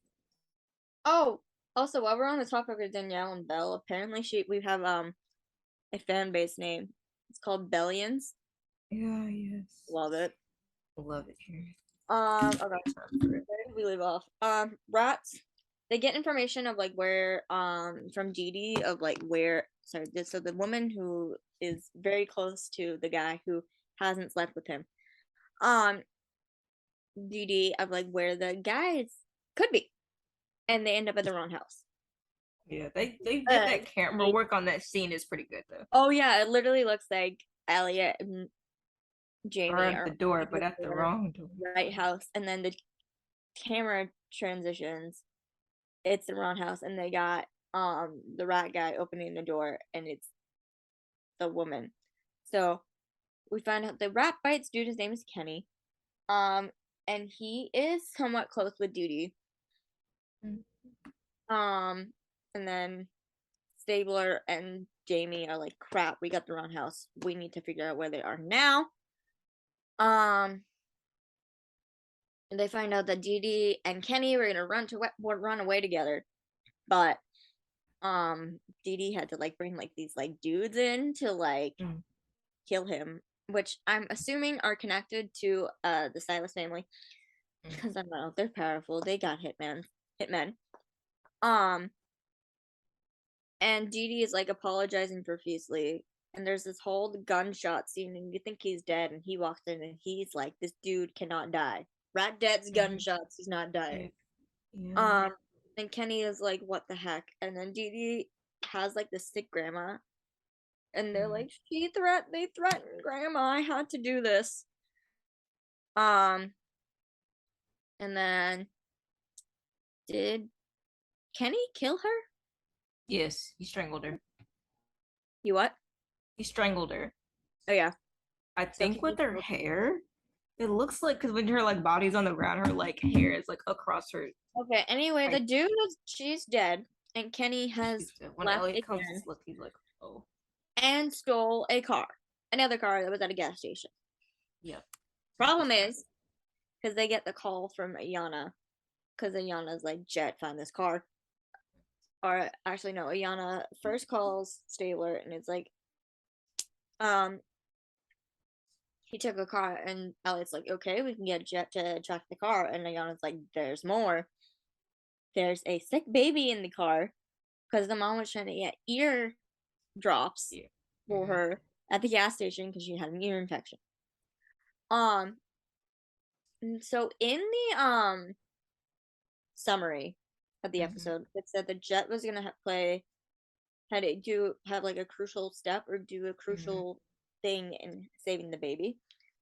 I mean, technically, she did kind of, because she was able to track the phone because the mom left her phone in the car when it was taken, so they're able to track it. And Ayana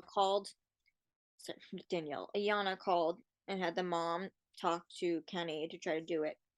Then we find out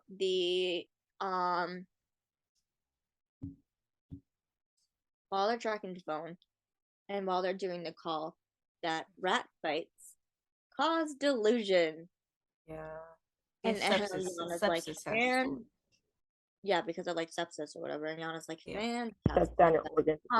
we find out that Kenny took this car with the baby because the delusion from the rat bites is causing him to think that this baby girl is his sister, who was taken from. He basically took care of and almost raised his little sister, but for whatever reason, his little sister was taken from him and her family and put in a foster care system. And Eddie has never. I think he said his dad was abusive. Okay. Might have been doing some bad things. Might have been doing sexual things. I don't remember. I don't either. Anyway, Kenny has never forgotten about that, and he thinks this baby girl is his sister Emily. Unfortunately, he gets mad and throws the phone out the window, so Jack can't do any other thing.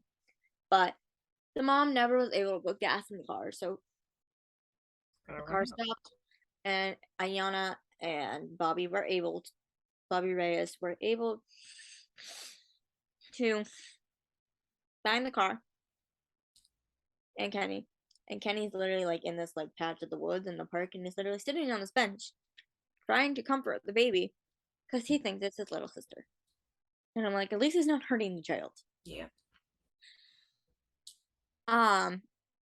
But he has a gun, and he's holding it out, and he's threatening to shoot because he doesn't want anybody to take his sister again, or what he thinks is his sister again. And Ayana's like, I want to trust you. I'm sorry the system has done this to you. I just want to make sure she's okay before I take her, but I'm not going to let the state take her. And then in a turn of events that I didn't see coming, Ayana handcuffed herself to a picnic bench. Yeah. She puts her gun down first, and it was yeah, gun down. I'm like, ma'am. And handcuffed herself to a picnic bench, and is able to talk Kenny down enough that he gives her the baby. He walks over to her and gives the baby girl Zoe to her. There's one, and so the whole time while they're doing that, Reyes is behind the tree, waiting to arrest him. There's at one point where while he's walking over with the baby, Reyes is coming up from behind the tree, and Ayana is looking in his direction. I'm like he doesn't notice. I'm like, why are you looking in his direction? He's going to see that you're looking, and it's going to be a problem. But he put the baby down in her arms, and Ayana held the baby just as Reyes arrested Kenny. And he's literally the whole time he's screaming his sister's name. And it kind of hurt. I literally wrote, Ayana's good. Ayana's really good. This is why she's a sergeant. Yeah, and this is a good episode. It gave her a lot of let her, be in charge, do the thing. Yeah, finally. Finally, three seasons into the show, we finally got a really good Ayana is a hero moment. There was more Ayana in this episode than Elliot, and I'm not upset about it. I'm not mad about it. Finally. Where's my voice? Then, because Ayana basically saved this baby, she gets a news conference.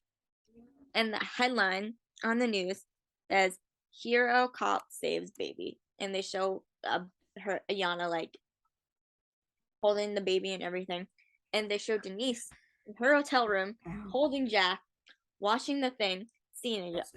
Yana holding the baby, seeing that hero cop saves baby. She looks at Jack, and all I was like is, please, for the love of God, have this be a reason you start rethinking things. Yep. I don't know what I'm doing with myself. Like, because she thinks like that Yana doesn't care. Like, no, does care. She just, it's been hard. With, because I mean, she'd been doing her job all smoothly before Elliot showed up, and then he showed up, and then it all just, yeah. Anyway. And then I was like, so the description of the episode that said Jet made a crucial discovery, but Ayana is like, the who ends up saving the day. I mean, I'm we didn't not get a lot of Jet this time. Just set, but like, make your descriptions make more sense. Yeah, we look accurate with the job. And then apparently at the end, Ayana said something at the press conference that she was not supposed to. She said that the death of Henry Cole was a homicide. And then the press was like, what? And Ayana's like, no comment. That's all I'm doing for today. And they transitioned to the deputy chief being like, Ayana, what the heck? We're in trouble. You weren't supposed to say that. But Ayana was probably like, I don't care. I needed to get the truth out. But now, because Danielle did an interview that said everything for Ayana is going to be very political this season because she's a sergeant. Elliot just has to go out and solve cases. Ayana has to deal with the cases and all the political stuff behind cases, and also worrying if Elliot is going to go punch a whole bunch of people and cause more politics that way. Not good for the whole team. No. Then we transition to like Ayana. No, actually, first we see Pearl again. She's talking to the PI. Yeah. And she's like, I think my husband's cheating on her, cheating on me. I need to know if he's having an affair. And the PI is like, yeah, definitely. Her husband comes in and is like talking to her about this. And he's like, I got a surprise for you. Opens up the door and it's the PI. And Pearl's like, yeah, I was like, oh. And it's Teddy is like, you really don't think I wouldn't know all the PIs in this city? But then he turns it into, I would never cheat on you. I love you. You're the only one for me. I'm not having an affair. Do I know if that's true or not? No, I do not. No proof of that yet, but there will be. We'll find out. And he's like, we'll just eat lunch now. And I'm like, oh, after all that, we're just gonna sit down and eat some lunch now? Cool. Yeah, so after that, we transition to a bar, and Ayana and Elliot are having a drink together. I found out Ayana drinks scotch. So, like, every time we get somebody drink of choice, I'm like, all right, remember, write it down, use it for Vicks. Because other than that, we have to guess. So, we have, like, Ayana drinking, like, scotch whiskey. Anyway, they're talking about what happened today. And Ayana says, I'm a baby. It's on the news. They're watching the TV. That's what they're literally watching stuff on the news in the press conference. And she looks at Elliot and says, I'm a baby saving hero. Can't remember to pick up her own child. I was like, and Elliot's like, you're my hero. And I was like, okay. Okay. This is like the first nice thing you've said to her in a long time. But also to hear him say that, I was like, okay, maybe he does appreciate her. But also, how exactly is she his hero? Yeah. Like, I guess to say something. Like, well, Elliot's never been good at like saying motivation. He's never been good at like comforting people or like I guess making maybe the situation better. So I guess he thought that would help in the situation. He's never been good at that anyway.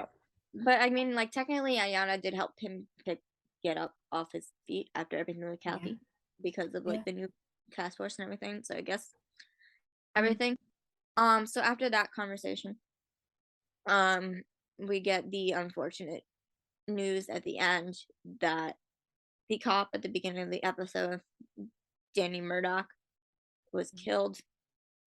I kind of accidentally predicted this at the beginning of the episode because I thought he was already dead, And I literally wrote the cop shot and killed, and then it said he's alive and critical in surgery. He's in stable condition. I immediately like backspaced it. It was like, nope. I wish I didn't, cause he found out he's dead. Ayana cried, which is like I wasn't expecting, but like that hurt. Like neither her nor Elliot thought this was gonna happen. So Ayana cried. Elliot immediately got up, walked to the bathroom, and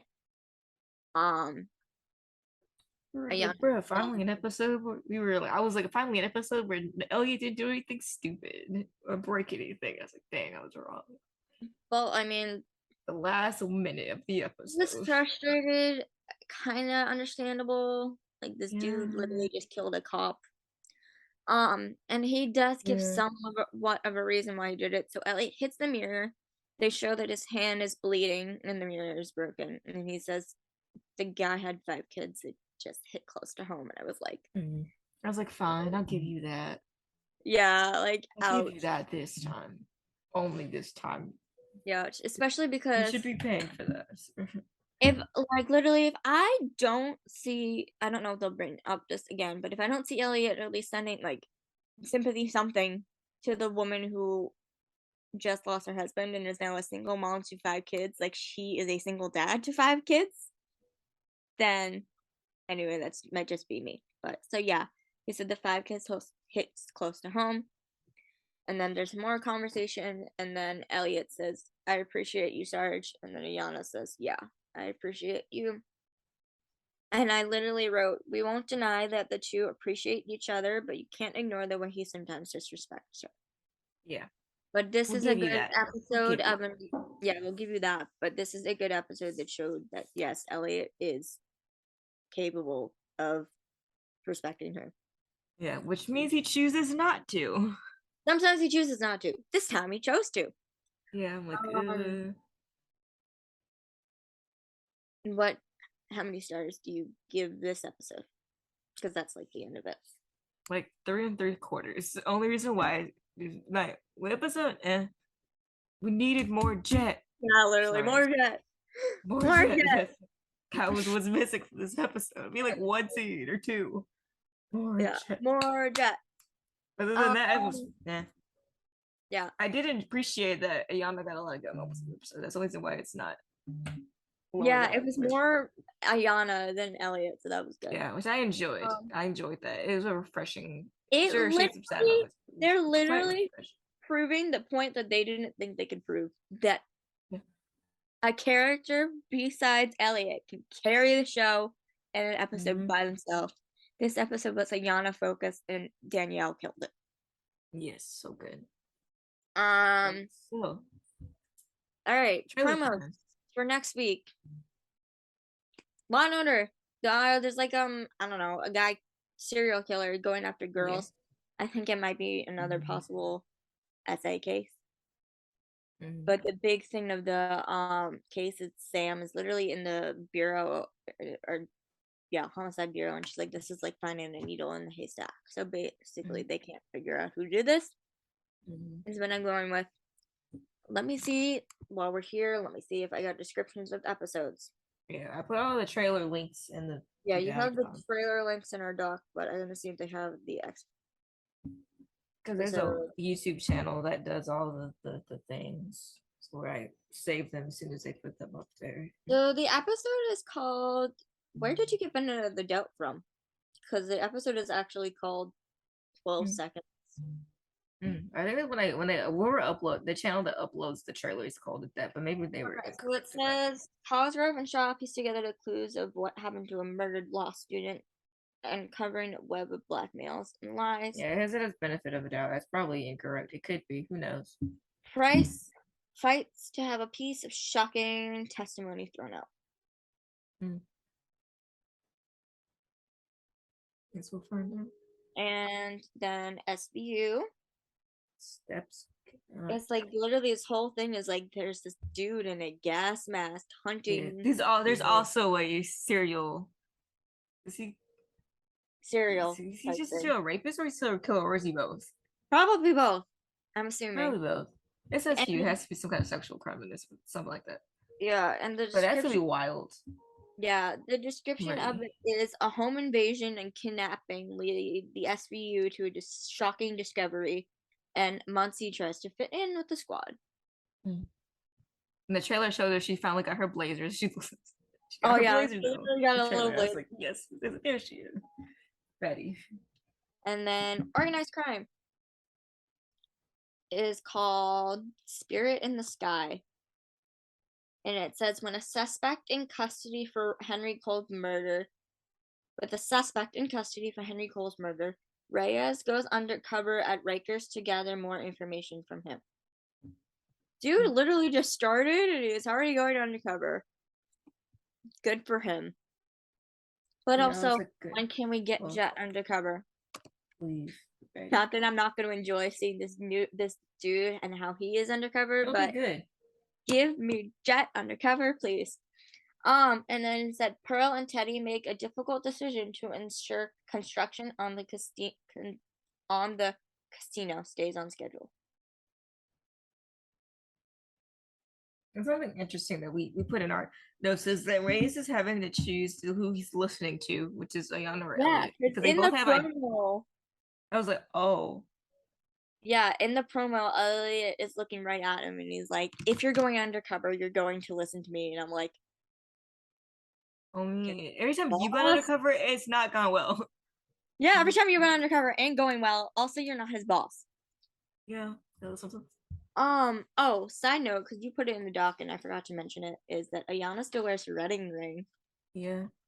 Oh, speaking of I wedding saw ring, it and I was like, oh. and camera and continuity in the mothership, you pointed this out. That Price had a wedding ring on in one scene and then didn't in the other, and you were just like, I think Q forgot to take it off because he's married. It's like probably they're not It's the like best because with continuity. yeah, On that because like for like a couple, there's only like a few shots of that, but because like other times his hand is not like in view. And I'm like, I guess you forgot. And they're like, we're filming the scene. They're like, we just hide my hand real quick. And I'm like, oh, I can There's the behind the scenes photo I sent to you of Dayla literally just like this on the desk, and it was like, mood. That's my life. That's my life every day. All right. Now what? I don't know. We have 2 minutes 25 seconds, so we're gonna wrap it up. I guess anything else we want to talk about? I think we covered everything. Now we can move on to writing. Okay, yeah, we'll do a quick. We'll talk about writing. What did we do this week? A lot of ship stuff. We've created. Yeah, we did. That's what we did this week. Yeah, we did a lot of that this week. Like we said before, like we don't actually stop writing ever, unless we like have to. We're writing all the time. Yeah, for everybody who reads Truth, like it's written, and we just need to stop ourselves from writing new things and post anything else and put that out there. There's like a couple other things. It's done. There's a couple other like major, but also we put like a bunch of major plot points in between Truth and Resistance that we haven't written, and that's the reason why you can't read the Resistance. That was like they're major plot points. I realize they need to actually stay when we like discuss it. Putting a calendar notification on my phone right now. Called. Remember to do post chapter 30 tomorrow. Yeah. Are you off tomorrow? I'm not. Yes, I am. I'm not. I do school. I lost. Do you not have? Colleges don't usually have Columbus Day off. We do not. Well, I don't have either job tomorrow, so I have to take a quiz. I take a quiz tomorrow, then I'll be done. I'm free whenever you are. I have a couple homework things to do tomorrow though, but that's okay. Yeah, I don't have to do anything tomorrow, so. Oh, okay. Anyway, it's gonna go boom. So we'll talk about writing. We'll talk about writing in a second. 7 ships. Yes. All of the characters are canon. It's just that we haven't met all of them, and we've decided. And we gave them names. We just named them all. We're like, we named them, but we'll name them. Only like one of them actually had a name.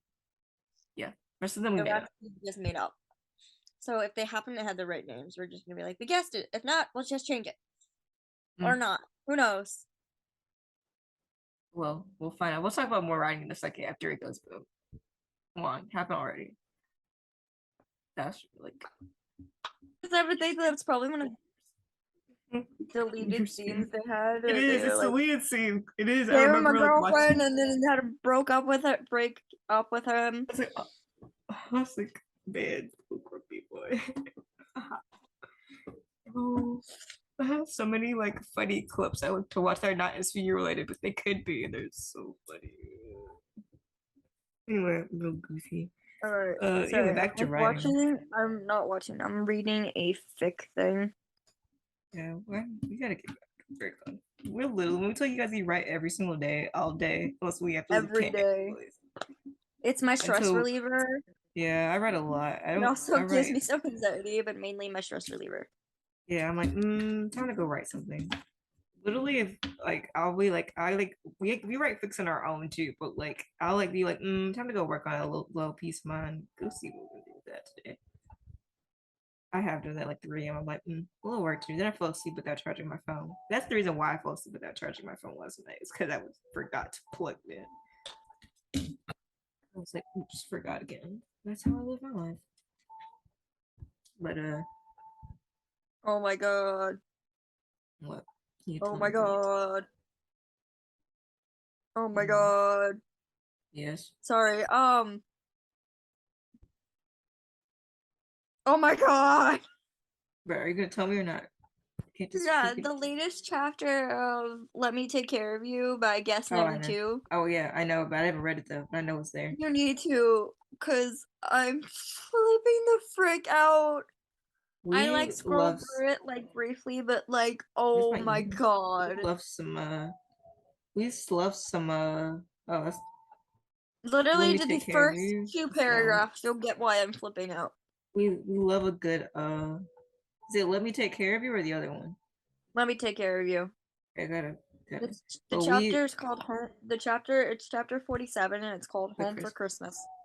Oh, Guys, if we you have not read Guest 92's work, you do go saving do Benson. it.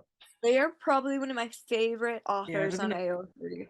Yeah, the saving Benson, so good, I y'all. don't know who they are on Twitter, if they have a Twitter, but I Literally, love them so much. saving Benson, like owns my soul. Like we stop whatever we're doing and be like, and it's time for that. You go, and it's time for that. Yeah, the first paragraph and then like the next sentence in the second paragraph is enough to Oh. have you figure out why I'm flipping out. And then Mm. you read it. Then you gotta read it. Yeah. So, we're just gonna read this and then talk and flip out for a moment. Hold on, guys. Yeah. Um, We're gonna do our eventually do our like I can't wait to talk about the resistance real bad. I know. I'm telling But you, if hold we just on. changed a few details, we can put it out. I realized how important they actually are to the story, and I was like, "Can you cut that? No, we can't actually cut. Which ones? They actually are. There's a distinct reason why They can't be cut because it gives a context for why a person feels a certain way about legit the rest of the story. So You'll we have to can't. text it to me because I'm now confused. Okay, hold on. I'll tell you the reason because I was like, we can't cut that Wait, for a reason. read the fic first, then text me. Okay, sorry. I was like skimming. Sorry, that was really, really Skimming. brash. But I promise Yeah. you'll love it. I mean, I kind of like, okay, I'm kind of like skim reading, doing the quick version.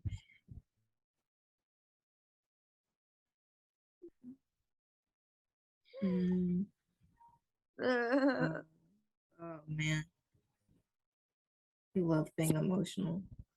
Yeah, do you see? Oh yeah, I was like, oh yes. Yeah, I don't want to give spoilers because it's not my story. But Yeah, it's go not our read it story. now. I give you Yeah, guys permission to pause this and go read it and then come yeah, back. go read. Come back later. Yeah, we have a lot of work. Yeah, we're like, oh, that was good. I skim read it, but I got most gist of what happened. But Yeah, okay, now text me about the detail that you think we okay, can't change, but I think we you can can't change. change it because I realized it meant a lot that was there. Because I really want to show everybody this fic, especially do. now that like things in the show are happening.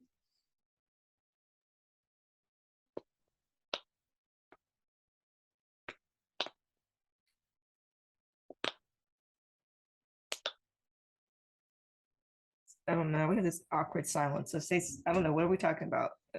I'm trying to think of what else.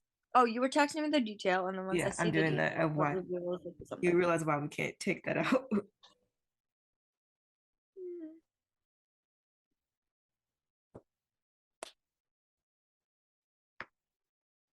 But yeah, we wrote a lot. That's still we did. We gotta go back and keep working on that too. That's simply a canon part of truth.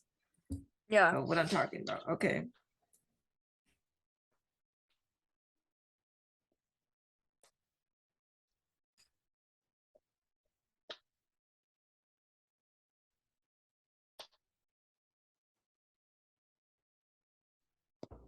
All right. She's texting. Let me think. Yeah. So we made 7 couples. Only one of the characters that is actually like half of the couples are canon. No, half. Oh my god. No. Half. We have 7 couples. They One still half of exist. each of the couple is actually canon, and then the other half, only one of them actually has a name. The rest of like are like characters that the show has given us that don't have names. Yeah. All right, you texted me. Yeah. Yeah. I was like, oh. So I was like, oh. That's the reason why I said we couldn't. Yeah. Hold on, I'm responding back. Yeah.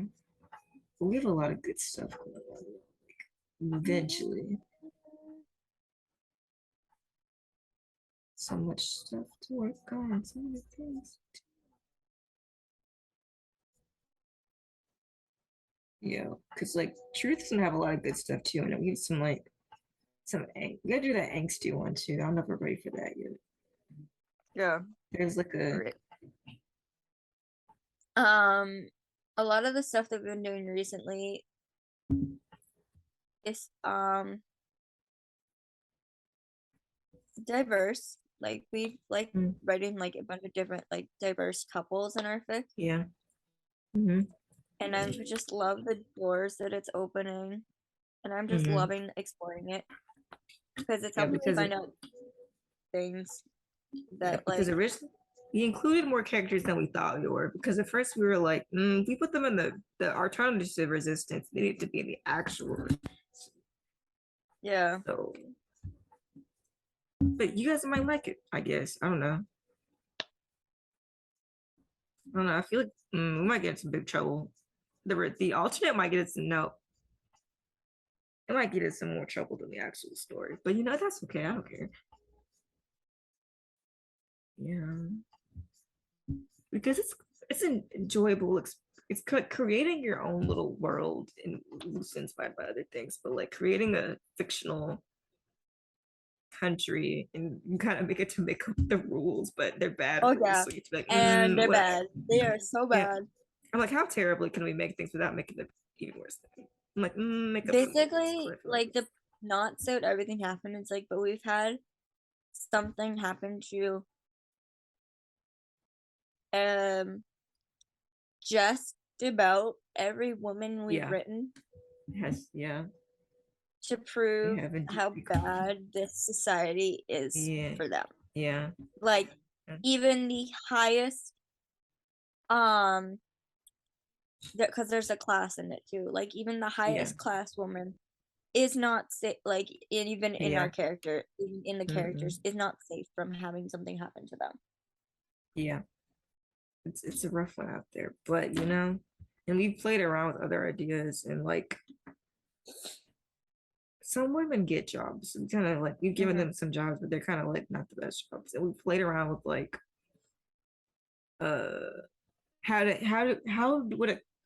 how I think we've kind of already told this part how like how when it particularly affects a family and someone who's in power, how do they handle that situation?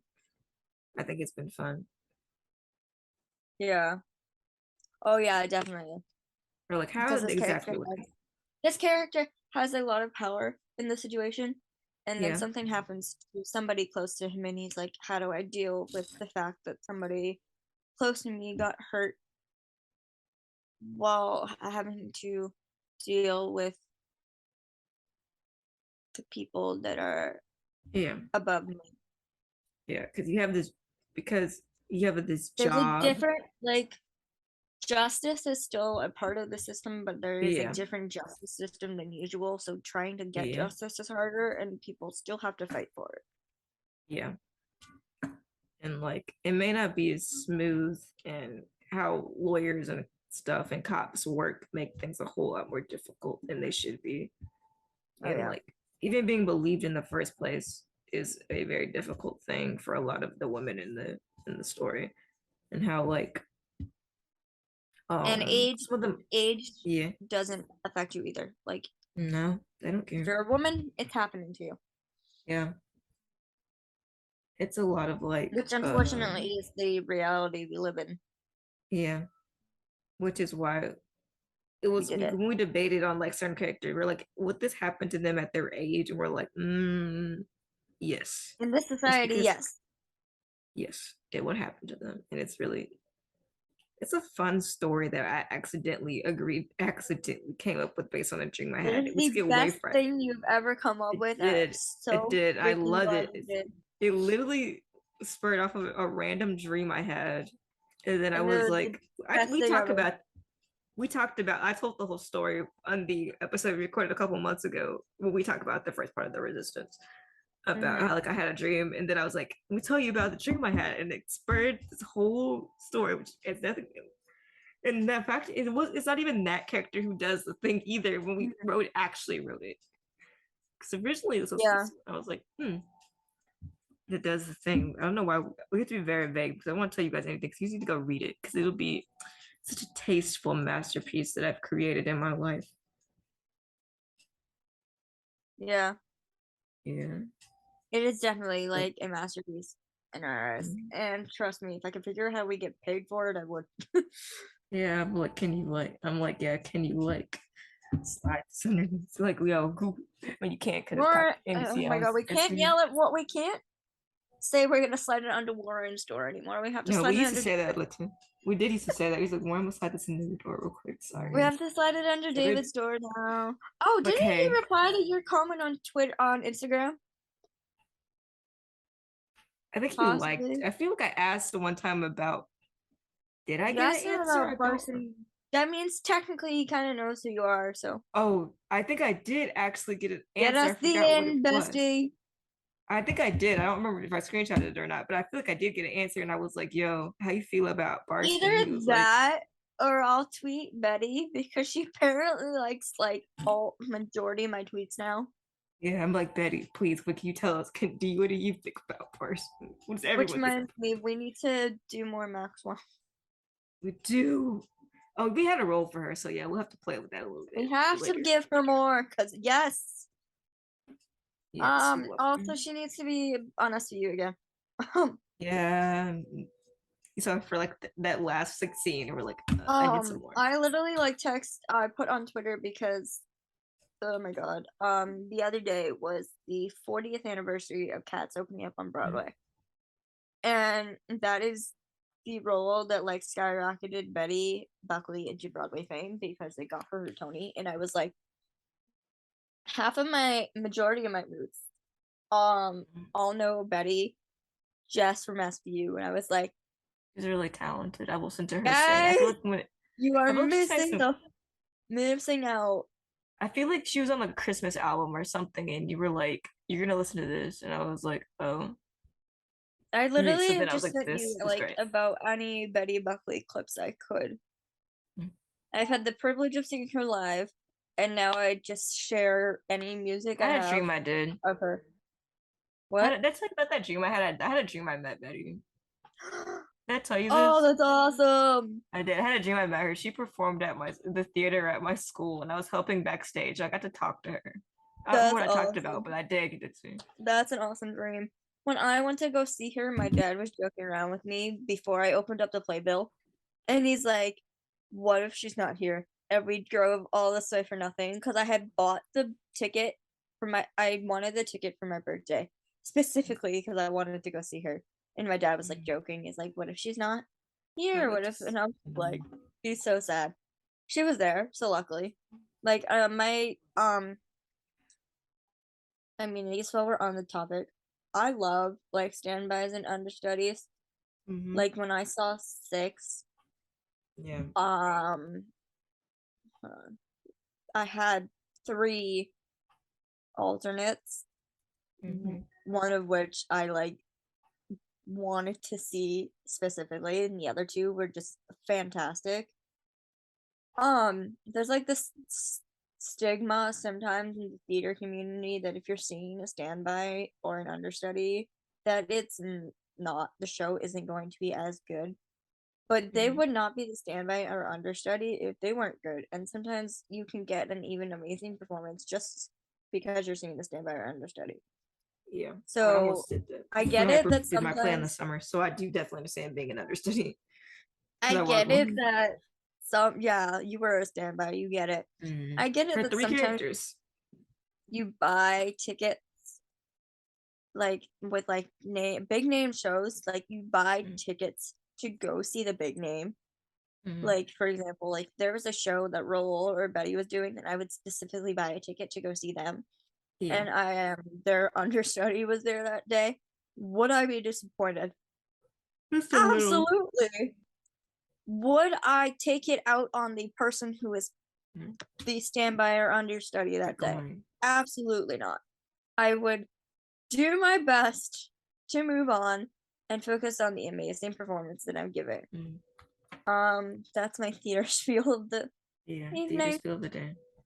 Again, there should be a musical episode because Danielle did an interview recently and she started freaking singing Beyonce, and I was like, she was like, literally, what's the song? Right. The question was like, we can't play the song because that would get copyright claimed. But they were like, what is the song? About to play the clip, damn it! No, you can't play the clip. It's copyright claimed. But I really can't. No, because it's someone else. Like, it's like streaming services are weird about music, and like if it's not yours, they will flag you real hard. Especially YouTube will flag you real hard. But okay, so to give you the description. The question was like, if it was like a song that came on, you like if it was like a song like, and you like knew every word and that was just your song, well, what song would it be? And she was like, and it was "Break My Soul" by Beyonce. It was like, yes. First we got Ayana quoting Whitney Houston, and then we got Danielle singing Beyonce. Give me the musical episode. You keep their proof is right literally in front of you. Yeah, like, you just have to call Raul back from London. Please, like, sir. I'm glad you're having fun, but like, please. We need you. Like, we're glad you're having fun, but like, musical episode. Come back. My favorite, like, I think we've talked about this, but like my favorite like Barson thing, if they were doing like Barson like fluff, is like Olivia's having a hard day and he's like holding her and singing to her. Oh my god, you literally flipped out. You said her. Your thing made it say her 3 times. Oh. But yeah, singing to her, cuddling her, yes. I would cry my little Barson heart out. I'd lose it. This is the wrong microphone. That's probably why it sounds like that. Because there's some people who like headcanon that Barbara can't sing. Like, what's wrong with because Raul can. And I'm like, no, I headcanon Barbara that he can sing because Raul can. Yes, definitely. I read a fic once, and I can't remember the name, but I thought it was so much fun. Where Raphael Barba was actually Raul Esparza. Like when he was younger, his name was Raul. He did theater, he did company and everything. But then something in his life changed, or like his mom was or his family was like, you need to go get a practical job. So he went to law school, changed his name, everything. But then an old friend called him and they were doing a production company, and they're like, we need your help. And the SVU squad found out that who Barbara actually was. And the end, they're like, we need, like, the director is like, we need you to sing Being Alive, so everybody could see it. And the squad was like, oh my god. So half of them started doing like research, and they found like pictures of him and like as Riff Raff and everything. They're like, guys, he can actually sing. Yeah. And this is a Barson fic, which is why I freaking remember Somebody this. wrote, and it's because he sang Being Alive, and Olivia was like, oh my god, this is beautiful. This is realizing it. And then, there was Barson at the end of it, and it was. Somebody wrote a Christmas karaoke one, and I feel like, I don't know who wrote the Christmas karaoke one, but like. Let me see if I can find this fic now, because I want to. There's a Christmas karaoke one where, like, I feel like it was like post 23/9, but it was like a Christmas karaoke one, and like they had invited Raphael to like be at their like Christmas squad and invited him to his the Christmas karaoke, and then like he sang a love song. And then Olivia like fell in love with him again, and I was like, that is great.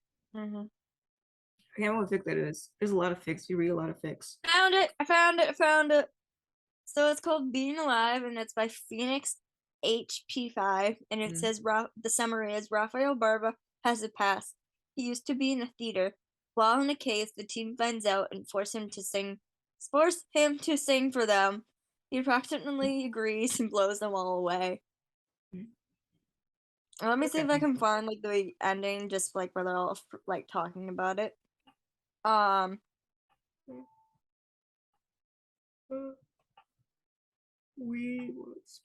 In conclusion, we want Barson. Because I won't like give away too much of it, but found it. And this part is Olivia's POV. And Olivia's like, I waited intently for Rafa to come out on stage. The excitement of the growing batch of actors rubbing off on me. And Rollins is like, I'm still not sure I believe he can sing. Did anybody think to check it out? Yeah, I feel like I've read this, but maybe. And Finn is the one who did research. And he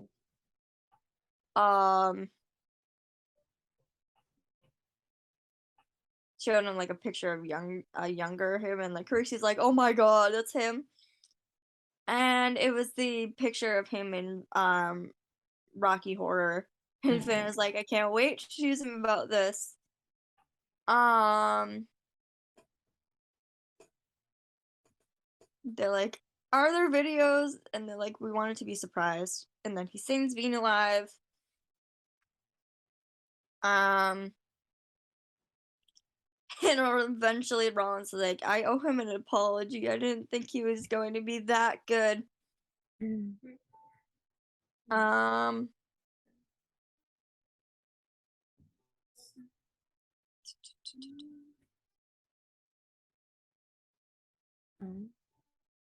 Oh yeah, and then there's a Barson kiss at the end because they're dating. We love that. Of course, we love that. We're gonna work on our other fic too, our like post open season premiere fic. That one's gonna be kind of. Oh yeah, that one's good. We got a lot of stories. Because unfortunately, we're literally just rambling and. We're kind of going into nothingness, and then we don't have anything else to say. We need to wrap up, and then just go do more writing because I don't have to go to school tomorrow. I'm not sleeping, and I'm just going to write. I mean, I go to school. I don't have a meeting at 12:30 and a class at 1:30, but like we're taking a quiz, so I won't be gone very long. That little quiz and I'll be. All right. Thank you so much for listening. Yeah. We appreciate all your love and support and patience for our writing and when we're rambling in here. Until next time. Yeah, we'll see y'all next week. Or maybe sometime sooner than that. You never know. All right. Yeah. You never know if you just get a surprise random episode. You might just win. I can't wait. Oh my god. Nope. What? I'm trying to wink and it's not going well. Wait. Nope. Oh well. We tried our best. No one's gonna see this. Okay, bye. Bye, guys. Thanks for listening. Bye. Well, no one can actually hope if you're not anywhere but Spotify, you can't actually see what's going on. It's really silly. No one knows what we were doing unless if you were actually on Spotify, you could see what we were doing. But if you weren't, then you don't know what we're laughing. Oh my god. Okay, bye. Okay, Bye, guys. Thank you. Bye.